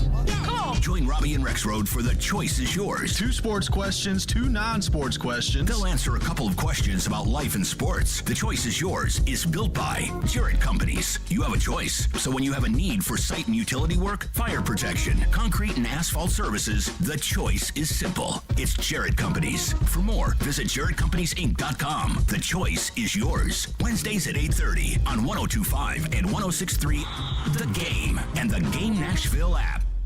We got a good thing growing at the Nashville Fair. We offer nightly music, wrestling, cultural arts, barnyard animals, dinner shows, games, competitions, classic fair foods, and thrilling rides. Join in and explore the fun at your Nashville Fair, the only fair in Nashville. Now through September 17th at the Fairgrounds Nashville. Buy tickets online and save at nashfair.fun. Come on out and grow with us at the Nashville Fair. Nashville, we have an important decision to make on September 14th. We can elect a mayor who's even more progressive than the liberals ruining Nashville for decades, or we can elect a mayor who understands that Nashville needs a new direction. Our failing schools, our massive tax hike, out-of-control crime, and excessive spending has got to stop. If not, we'll end up like all those progressive cities that are now total disasters. If you don't vote, we can't win. Vote Alice Rowley for mayor today. Paid for by Save Nashville. Tom Landstreet, Treasurer. Hey folks, Joe Rexroad here talking to you about PhD weight loss. I had a goal when I went to this program, losing 38 pounds, got down 39, then went past the 40 mark, but I'm in maintenance now, and maintenance is a fantastic plan as well. Keeping the weight off, losing the weight, no pills, no gimmicks, no other suppressants. This was a fantastic plan with a weekly coach call with my coach Rachel. You understand what is going on with your body in this process. The program is designed for you. Then it is tweaked for you. It is a plateau busting program. And if you've tried to lose weight on other programs, you know how it goes. You do it for a while, it might work, then you get sick of it, move on to something else. PhD weight loss does not give you that experience. You are going to stick with it. It's easy to stick with it, and then you're going to keep the weight off. You're going to know this is simple and easy. Again, you have a coach, and there's a guarantee. If you don't get within 5 pounds of your target weight at the end of your program, PhD will continue to coach you for free until you do. Join me now. You won't regret it. Visit myphdweightloss.com. Hey home buyers, TJ Anderson here. 6326 Patton Avenue is a new construction home in Nashville's Charlotte Park neighborhood. It offers 4 bedrooms, 3 baths, and nearly 2,500 square feet. Features include a 2-car garage, custom walk-in shower, and a private backyard that's fully fenced. Text the number 2 to 615-420-2377 for pricing and info. Want your home on the radio? Google TJ Anderson Homes and see why we are referred by clients so often. TJ Anderson Homes at Benchmark Realty. Office number 615-432-2919. Come try Calabria Brick Oven Pizzeria. Their pizza is cooked to perfection, but that's not all they're known for. Try one of their delicious appetizers, salads, fresh calzones, and they have a full bar and dessert. Calabria has been a Mount Juliet staple for 7 years now and has a new location in the heart of Goodlettsville off Long Hollow Pike. Come join the family at Calabria. After all, life's too short to eat bad pizza. Vanderbilt football lives here. This Saturday, it's Vandy and UNLV from Las Vegas. Kickoff at 6 p.m. Central. Coverage starts at 4:30. Your home for the Commodores is 102.5 and 106.3 The Game and the Game Nashville app. You're listening to the Chase and Big Joe Show. I could pull a better cartoon out of my ass. Hey, whoa! Wasn't that great, kids? On 102.5 and 106.3 The Game and the Game Nashville app.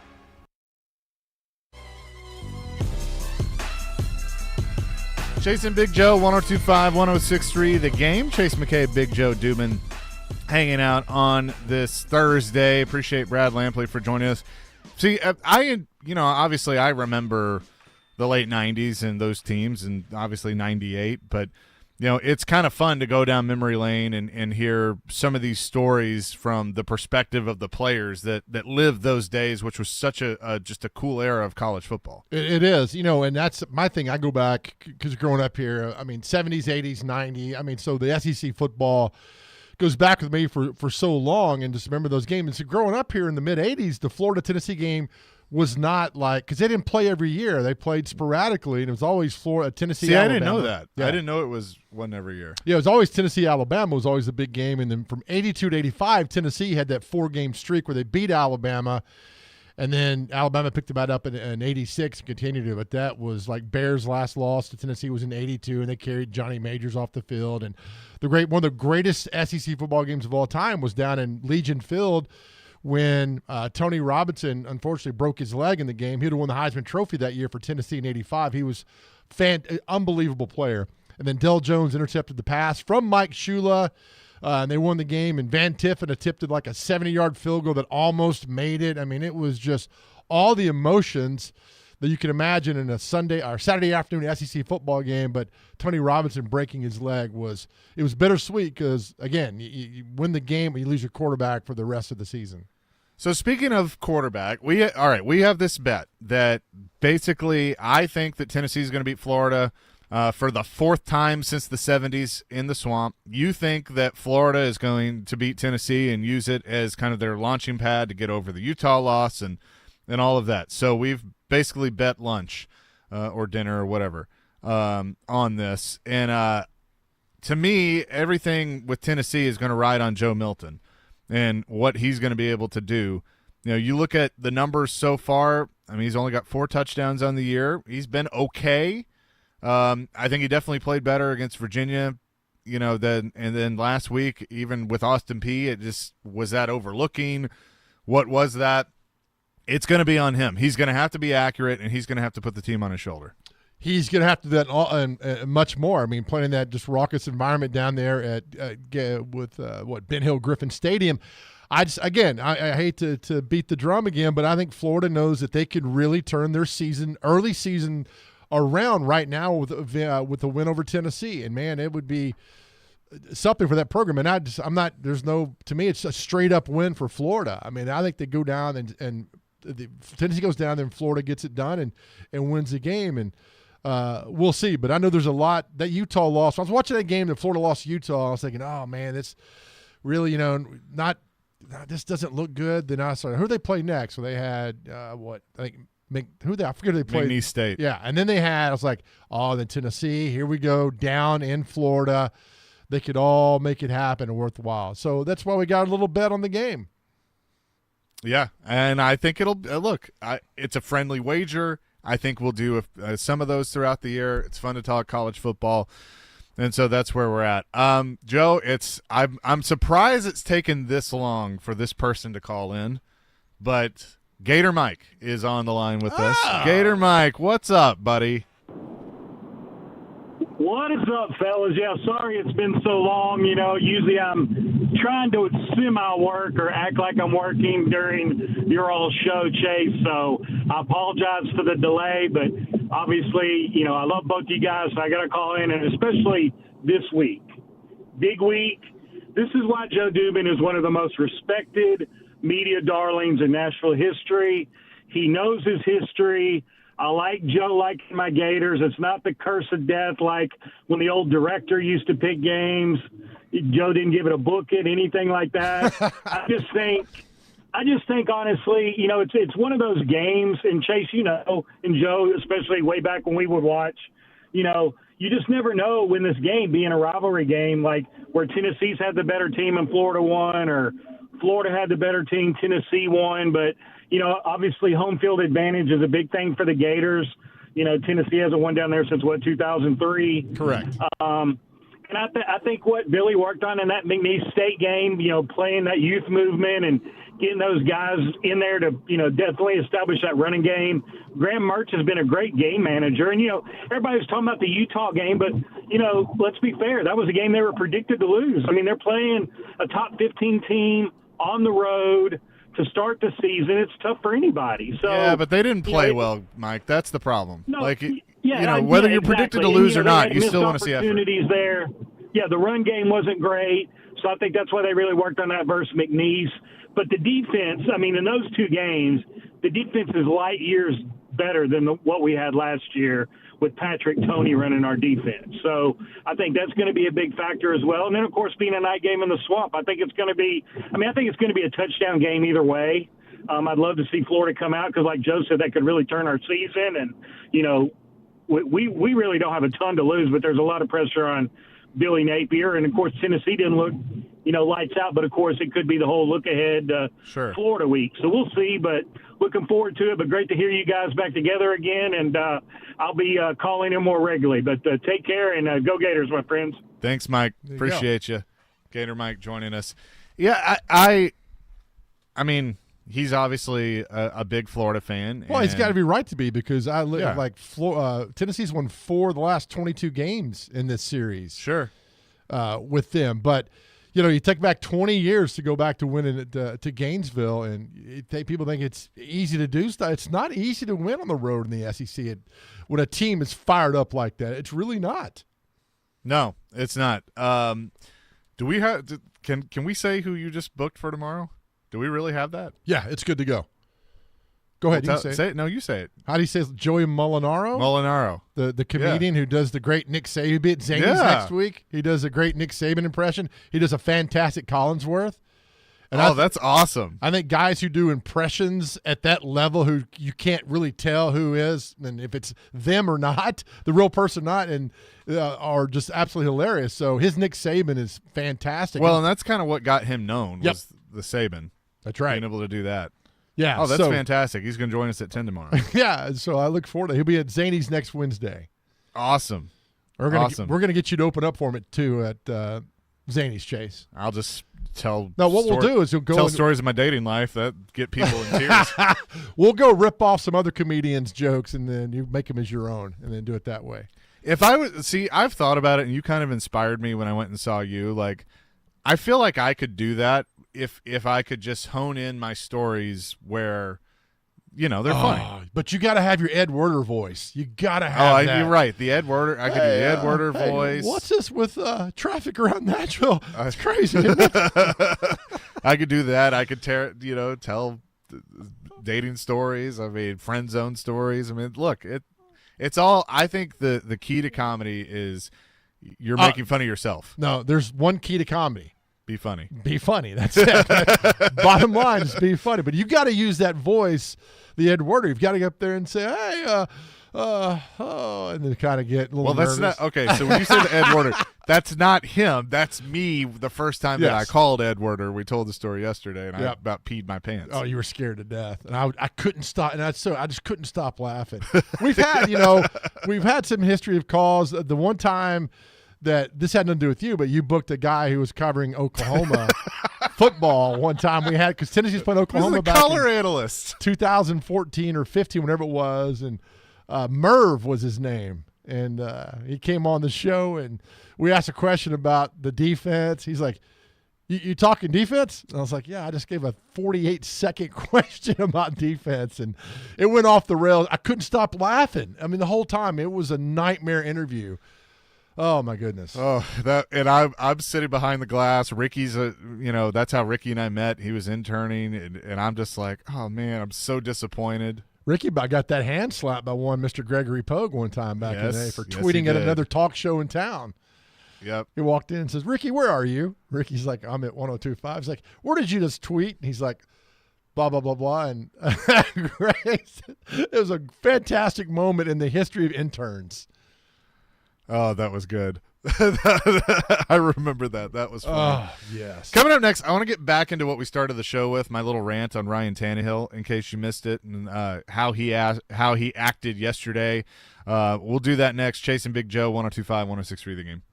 One is a legendary NFL wide receiver. I gotta be prepared. I have to be ready. One is a legendary Nashville voice. You don't have to rely on carrying the ball 250 to 300 times. And the other has been a legendary trash talker on the playground since the 4th grade. Nobody is a Pro Bowler on day one of rookie minicamp. They are Caroline, Willie, and D-Mace. Weekdays at 11 on 102.5 and 106.3 The Game and the Game Nashville app.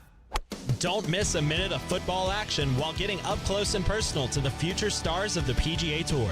Join Penn Entertainment on site at the Simmons Bank Open, promoting Penn Play and their sports online betting platform. Stop by their tent in the Arctic Tailgate Village during the tournament to learn more and have a chance to win some prizes and giveaways. Must be 21 or older and in Tennessee. For problem gambling support, call Tennessee Redline, 1-800-899-9789. Hey y'all, it's Courtney with Parman Tractor and Equipment. Warmer months have you working overtime? Be sure to visit Parman Tractor and Equipment for all your New Holland tractor and bush hog needs. Swing by our store at 3570 Dickerson Pike in North Nashville or give our sales team a call. We're now offering 0% financing for 72 months on select New Holland tractors. Get the brands you trust from a local dealer like Parman, always ensuring totally outrageous customer service. Visit ParmanTractor.com for the best deals on equipment, New Holland tractor, bush hog, and more. Hey, this is the Fat Jack, and we're heading into the middle of September. How did you do betting the games last week? Did you have teams like Auburn, maybe the New York Giants, teams that got you into the hole, maybe the Kansas City Chiefs? This week, go to FatJackSports.com. Get signed up to turn a profit betting the games. The plays are texted to your cell phone. They're emailed to you, and they're going to get you into profit. Get everything through the month of September, only $299, and start making money betting the games against the spread. The Fat Jack Sports Service. No tricks, no gimmicks, just winners. You know it's going to happen, and when your car needs service or repair, remember Mitchell's Mr. Transmission on Gallatin Road, just north of Briley Parkway. Now here's Jim Mitchell. At Mitchell's Mr. Transmission, we also offer free towing with any major repairs. If your vehicle has a breakdown and you should need any type towing is available through Dad's Towing Service. Dad's is a professional towing company in Nashville that provides all types towing and recovery, 24 hours a day. You know it's going to happen, and when your car needs service or repair, remember Mitchell's Mr. Transmission on Gallatin Road, just north of Briley Parkway. It's Raymond and Austin. We're back on All-Star Sports Radio. Celebrating their 30th year, our sportsbook and casino sponsor, BetUS.com, is offering a 125% sign-up bonus plus up to 30 risk-free bets. It's called Bet Protect, the perfect offer for crazy plays, like the famous butt fumble. It's the GOAT of embarrassing plays. Really, remember when you bet me you could do a live show with a GOAT as your co-host, and he face-kicked you? Thankfully, I didn't take the under on that one. Anyway, folks, get Bet Protect today. The industry's biggest 125% sign-up bonus plus up to 30 risk-free bets. BetUS.com, where the game begins. Hey, if you missed our show, you can get it on demand. Just search for the Chase and Big Joe Show podcast on Apple, Spotify, or any podcast platform. Chase and Big Joe are on 102.5 and 106.3 The Game. Ryan, did you know prior to the fourth down field goal to make it 16-15, did you know on that third down that they were going to kick on fourth? No. So did you think you had 2 plays to get the first down? Guys, I just want to move on to San Diego. I'm not going to answer any more questions about what happened Sunday. What happened Sunday happened. I'm not happy about it. No one in this building's happy about it. But at the end of the day, it's over. We can learn from it. We can move on. And if you have any questions about LA, I'm more than happy to answer. Yesterday, the pissy Tannehill scale. That's where we are. About an 8. Yesterday. Jason Big Joe, 102.5, 106.3, The Game. Also, our question of the day, JoJo, is? The worst sports injury that you think you've ever seen, or one that just you still to this day like, and man, we put that out there. We expected a couple of texts, but we got bombarded with texts about the worst sports injury. To me, it's Joe Theismann. What was it? Sid Vicious, the wrestler. Okay. I mean, it was brutal. A lot of votes for Kevin Ware, the Louisville basketball player whose basically bone came out. That was disgusting. And then it's all goes back in reference to the Aaron Rodgers injury, which was not that. I mean, it's bad, but it wasn't to the point of like, I got to turn away from the TV and watch that. So 615-737-1025, what you think is the worst sports injury of all time? So here's my gripe with Tannehill, and some people agree with me, some people don't. And that is, this was the first time that we've really gotten to hear from him since did he speak after the game? I know Vrabel did, but did he speak right after the game? I was not there. I don't think he did, but I could be wrong on that. But this is really the first opportunity that the media gets with him to ask, in-depth questions about last week, and he just didn't want to talk about last week. I get it. It was a bad game for him. But there's got to be some accountability with that. And, I think that I'll give on the 4th and 2, or the 4th and 6, like maybe that's a question for the coach, but, he's running it. So he got asked about it and he's like, I don't want to talk about the Saints anymore. And that's basically where he went with it. And I wanted to move on. There has to be a point in the press conference where you move on to the next game. I get that. But I just felt like throughout that entire availability yesterday, anything about, hey, how, what did you see on certain plays? How do you clean up certain mistakes? It was just the blanket answer of like, well, anything that was bad, yeah, we need to work on. Like, okay, well, could you give us a little more detail than that? And he just didn't want to do it. I love that he infuriated you and everyone, Stillman and everybody else. I just love it. If I'm Tannehill, I would ask, my response would be a question, your question. So like, hey, what did you see on that, play that you threw the interception? He'd be like, well, what did you see? I just keep asking questions back to the media. Pretty soon it would just drive them crazy and everybody would leave. I'll start calling him Gibbs, because that's like if you watch NCIS, and whenever Gibbs is interrogating somebody, like they'll ask him a question and he'll just ask another question back.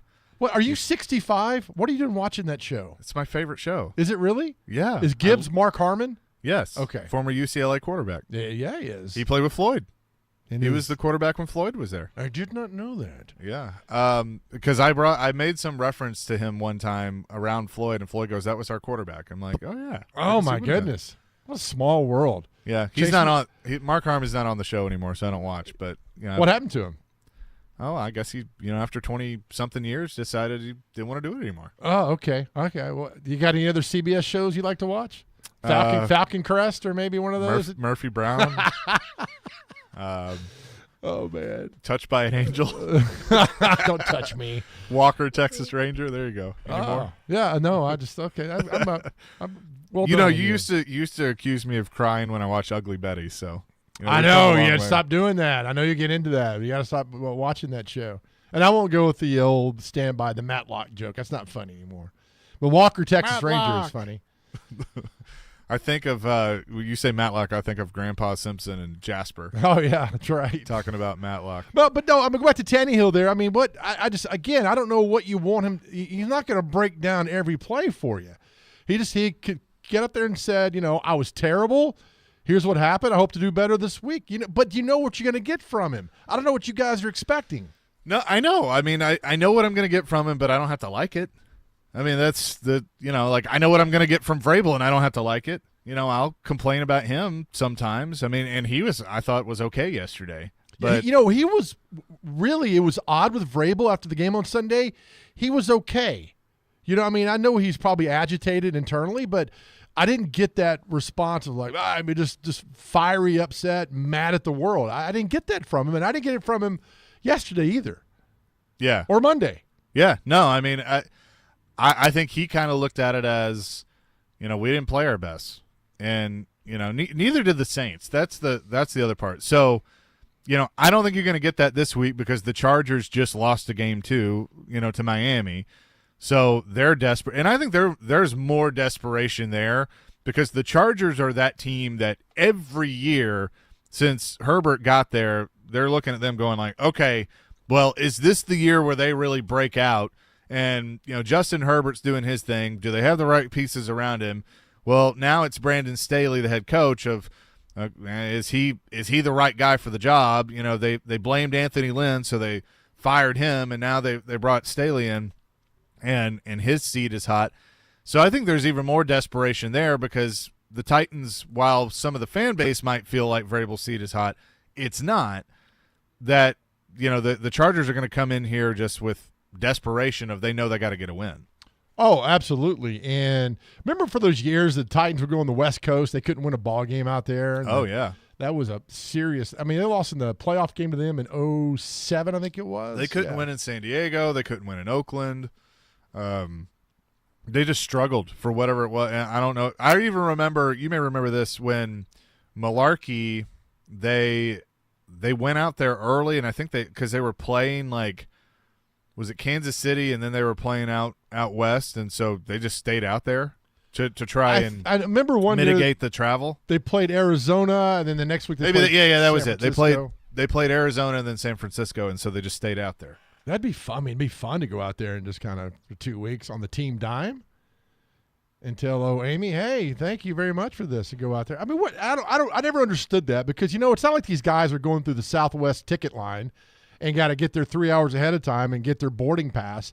You're on a chartered jet. You're back in Nashville in 3 hours in first class. I never understood that, the whole getaway part of that.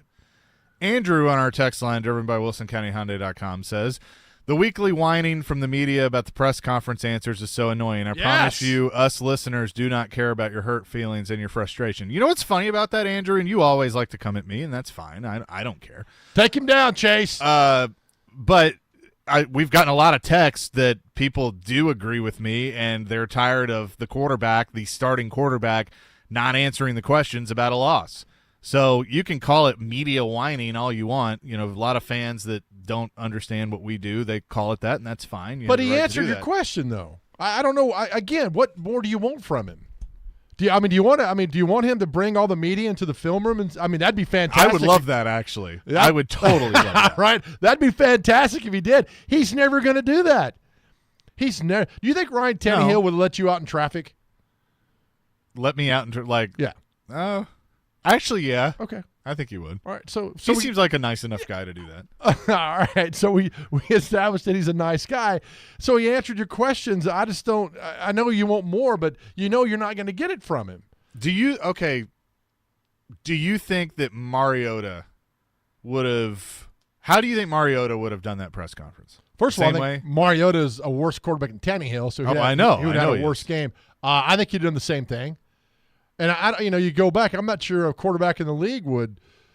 It'd be great if they were that transparent. So look, here's what I saw on that. I saw the receiver. That would be fantastic. I would love that. That would be like getting to the game and decide. That's what I want. That's all I want. Just say what you saw on the play, and stop with the. We got to get better. I want to get better. We're just going to move ahead. But what concerns me though is reading the article from Jim Wyatt. He had a meeting with the receivers on Monday to make sure they're on the same page. Right. To me, that's just like, I want to know more about that. Like, why are you having this meeting now after week one? I mean, were you not on the same page a couple weeks ago? I don't understand that. To me, that's concerning more than anything else. Did they not talk to him? Did they not invite him to a party? Were they eating at a different table than him? And he sits alone. I don't know how that all works. And so I'd like to know that as well. Can I say another thing that grinds my gears? No. Yes, go ahead. Okay. I was like, okay, well, I guess I won't. Like Trevor, and I understand where Trevor's coming from. Andrew, too. I'm I get it. But whenever, you're listening to a show like this, and it's like, you media, I mean, yes, I'm in the media. I don't cover the team. That's not my job. My job is just to talk about the team. I don't go to practice every day. That's what Rexroad does, Koharski, you used to do. I don't do that on a daily basis. I'm just here as a talking head giving an opinion. And that's my opinion, and you can agree with it or you can disagree with it. But I just you media. Okay. I'm just a fan that does a radio show. Y'all Ratio McCabe, do it. Go after him. No, I mean that's the point is you go out there and you want to get the question. It's just we know what we're going to get now from these guys because they're afraid if they say something that it's going to be taken out of context and run with it all day long. And so these guys are now very guarded.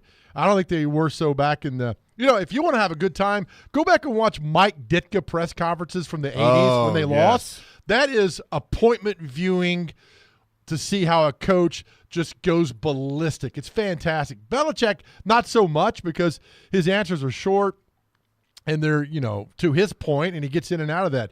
But Ditka, man, would just lose his mind on people. I mean, do we have a coach in the NFL that would do that now? I'm not sure that we do. No, probably not. Okay. Jim Mora snapping about the playoffs. I mean, these are all Dan great. Campbell? Maybe.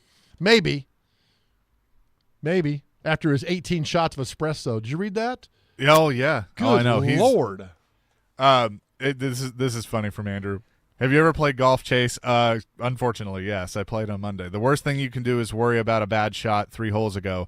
So why do we want our quarterback worrying about past games? I get it. Okay. Oh, That's and fair. then he says something nice to you. He does. We love you, Chase. Nice back and forth. And I appreciate you listening. Absolutely. Trevor, too. Yeah, So, that's the thing is that Tannehill's probably done with it, over with it by Monday and moved on and thinking about the Chargers. Now if he goes out and throws for 400 yards on Sunday and 4 touchdowns, everything's great again. So now I'm with him. You just focus on the Chargers game and just look forward. yeah, there was another – man, where did it go? All these texts coming in. Somebody said all we want is accountability from – yeah, here we go. All we want is accountability from a 10-year veteran quarterback in the NFL that's getting paid a lot of money this year to play such a terrible, horrible game. We are pissed and we deserve to hear something, except I don't want to talk about it. So there you go. You need to go back and watch Rambo's speech in Rambo First Blood or Part 2, whatever, when he's talking to the general and says, "What do you want, Rambo? What do you want?" And he's like, "I want for our country to love us as much as we love it." It's a great scene. So that has nothing to do with what we're talking about right now, but I thought I'd throw it out there. That's a good one. I like it. All right, coming up next, again, we talked to Joey Logano earlier. Jerry Caldwell is going to join us from Bristol Motor Speedway. We'll get his thoughts on this weekend as we put a bow on things. Chasing Big Joe, 102.5, 106.3 The Game. He breaks down every game. The players are still going to be fine. And knows the ins and outs of the two-tone blue. They deal with their own position coaches. He is ESPN NFL Nation Titans reporter Teron Davenport. It's clear what he's doing. TD joins every Monday at 1, Thursdays at 3, Friday mornings at 8, and anytime on the Talkin' with TD podcast. I think that's really cool how he could show both sides. TD is on 102.5 and 106.3 The Game and the Game Nashville app. All right, Superbook Sports, you know it's my official sports book. Why bet with the big boys this football season? Instead, try your hand with the local book, that's Superbook, this fall. Superbook is the book next door, and they have a dedicated team of the best odds makers in Las Vegas, making sure that you get the best prices and parlays that you will find anywhere. And now Superbook will give you a bonus of up to $250 when you sign up and wager on the same day and you use the promo code CHASE. That is my name, CHASE. So bet with the best. Use my promo code CHASE this football season with Superbook Sports. You can get it all right there on the Superbook Sports app. If you're looking at the game tonight, obviously we have that. They have it available to you. Minnesota is getting 6 on the road at Philadelphia. Get it right there on the Superbook Sports app. Visit superbook.com for terms and conditions. Gambling problem? Call 1-800-889-9789.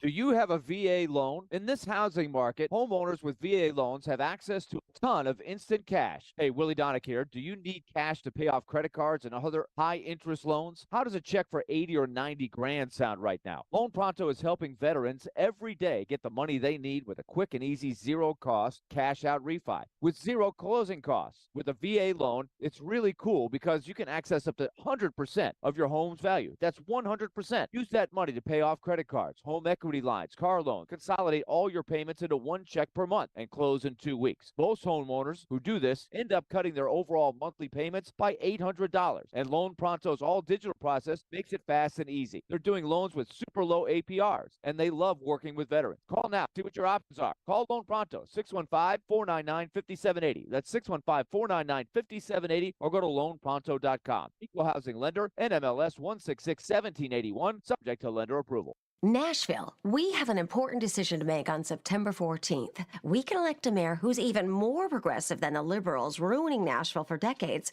or we can elect a mayor who understands that Nashville needs a new direction. Our failing schools, our massive tax hike, out-of-control crime, and excessive spending has got to stop. If not, we'll end up like all those progressive cities that are now total disasters. If you don't vote, we can't win. Vote Alice Rowley for mayor today. Paid for by Save Nashville. Tom Landstreet, Treasurer. Real estate investors, get ready for an incredible opportunity. D&M Development is thrilled to announce the Phase 1 presale of 16 non-owner occupied short-term rentals in Nashville's exclusive resort-style community, the New Cumberland. Nestled between Germantown and East Nashville, this exceptional location offers stunning views of the city and the Cumberland River. Each unit features spacious kitchens, 4 bedrooms, and 4 baths, providing the ultimate luxury experience for your guests. Resort-style pools and a wide range of amenities. Don't miss out on this exclusive investment chance. Visit thenewcumberland.com for more information and secure your spot in this extraordinary community. Hey, folks, Joe Rexford here talking to you about PhD weight loss. I had a goal when I went to this program, losing 38 pounds, got down 39, then went past the 40 mark, but I'm in maintenance now, and maintenance is a fantastic plan as well. Keeping the weight off, losing the weight, no pills, no gimmicks, no other suppressants. This was a fantastic plan with a weekly coach call with my coach, Rachel. You understand what is going on with your body in this process. The program is designed for you. Then it is tweaked for you. It is a plateau busting program. And if you've tried to lose weight on other programs, you know how it goes. You do it for a while, it might work, then you get sick of it, move on to something else. PhD weight loss does not give you that experience. You are going to stick with it. It's easy to stick with it, and then you're going to keep the weight off. You're going to know this is simple and easy.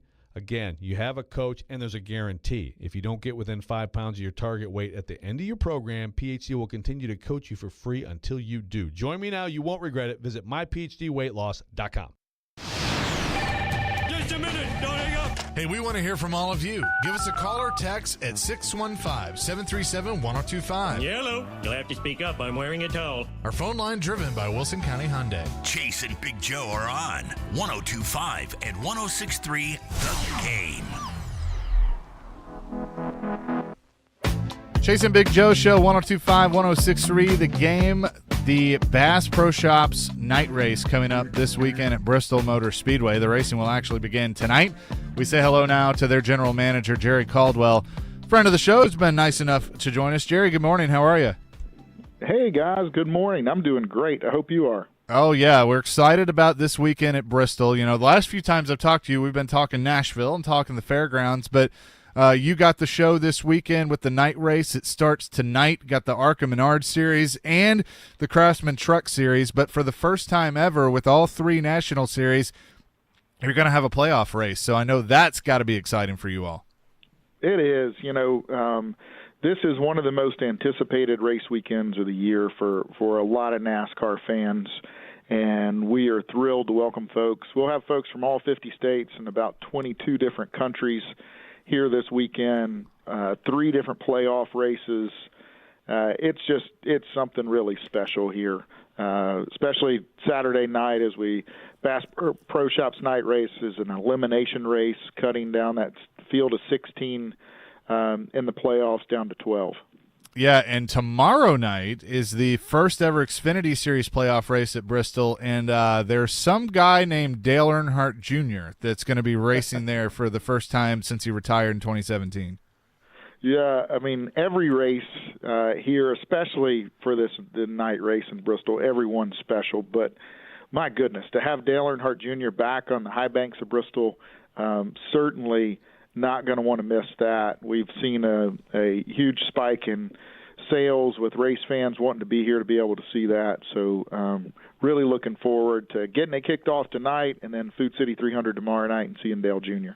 Jerry Caldwell is with us, GM at the Bristol Motor Speedway. Hey, Jerry, my neighbor is Tim Duggar, and all he does is talk about Bristol and how fantastic it is and everybody should go. And I agree. And I got to tell you, Jerry, my first time up there, pulling up, seeing that huge place, it took my breath away. I mean, is that a reaction a lot of first-time people get from seeing Bristol? It is. We had a welcome breakfast this morning for our campers that are here. We just cooked them breakfast, and so I've been hanging out talking with them this morning and meeting a lot of folks that are coming here for the first time, and met some folks that have just driven down from upstate New York, and they're just in awe. They just couldn't believe it. They had not seen anything like it. It's almost like a massive spaceship landed in the middle of some cow fields. And it just really is something special that you just have to see. I'm seeing now Joey Chestnut's going to be there too? Yes, absolutely. It can't be a big event without having the world champion of hot dog eating here with us. And, we're going to have all kinds of celebrities here. Michael Buffer is going to be back to kick off Saturday night after Midland performs for our pre-race concert. Michael Buffer of Let's Get Ready to Rumble fame. I mean, every big event needs to be started that way. Jared, let me ask you this. I know you've seen the race many times there and everything that goes on, but tell me what a night race at Bristol, do you still get chills? Absolutely. And I think it's just from the magnitude of it, the number of people that'll be in this place, their excitement. This is just one of those events. Kind of the Daytona 500 and the Bristol Night Race are NASCAR events that even kind of just surfacey NASCAR fan knows that they really need to check that off of their list. And it's just something special about this night. That'll be happening this weekend, and then as we moved into the playoffs, it just upped the ante even more. So it's a much anticipated event, and it still gives me chills every time they drop that green flag. Jerry Caldwell is with us from Bristol Motor Speedway, and I know that this will be the last Bristol Night Race for Kevin Harvick. Kurt Busch recently announced his retirement. What have those two guys not only meant to the sport but to Bristol? Well, both have had tremendous success here and really established themselves as marquee drivers from some of their success that they found in Bristol. I think both of their driving styles, they were aggressive drivers, aggressive racers, and kind of what I think you would consider as a driver's driver. They were willing to make things happen, and I think that's what you have to have in Bristol. Both very smart drivers, so they knew to time it and not get too aggressive too early, but found a lot of success here. And Kevin they both have been involved in some skirmishes here from time to time. Kevin most recently with kind of getting into it with Chase Elliott in the last couple of years. And we're certainly going to miss them, and they've made a tremendous impact on the sport, and we look forward to still having them involved in the sport in different ways. As we've been doing this interview, I've gotten a couple of texts on our text line asking, could there be plans in the future for another football game? You had a lot of success with Tennessee and Virginia Tech a few years ago. Yes, absolutely. We would love to have another football game. We continue to have conversations with various schools. It's something that I think it will happen. We've just got to get the stars to align, if you will, once again. But something that I get asked about all the time. We loved it. It was a tremendous success, and we do want to do it again. Well, that would be awesome for sure. Jerry, it's always good to talk to you. Thanks for coming on today, and best of luck this weekend starting tonight with everything going on with the night race. Well, thank you, guys. Always appreciate it. Have a great day. Absolutely. Jerry Caldwell joining us, GM of the Bristol Motor Speedway. And Joe, you've mentioned it. You've been there. Whenever people that are getting into racing go, what race do I need to go to? It's always Bristol. That's the first one that I say. Absolutely. I mean, when I walked in the first time and looked up, it's massive. I mean, it's huge. The whole everything, and that was when the football stadium was set up there, and it was just I think a night race. Was that your first time there? It was my first time there. Nice. Yep, it was, and so but to see everybody packed, 150,000 people packed in there, was something I'll never forget. Tennessee won that football game too. Yes, they did. And Butch did his coach's show afterwards, as you told us yesterday. On top of one of the pods afterwards. Well, that'll do it for us. Caroline, Willie, and D-Mace, they're coming up next. They are out at the Grove today, and they'll tell you why they're out there, the Korn Ferry Tour in town, and so they are broadcasting live from there. Plus, they'll be talking all things Titans as they get ready to take on the Chargers this weekend. We're back at it tomorrow at 9, 102.5, 106.3 The Game. Every day we are live and local. I think Vanderbilt is steady, disciplined. It's been so long since Tennessee's gotten out of the first weekend. And your source for Nashville sports. I don't mind going to another team. You want to know what the coaching staff's going to look like. We are Nashville's best sports talk. 102.5 and 106.3 The Game. And The Game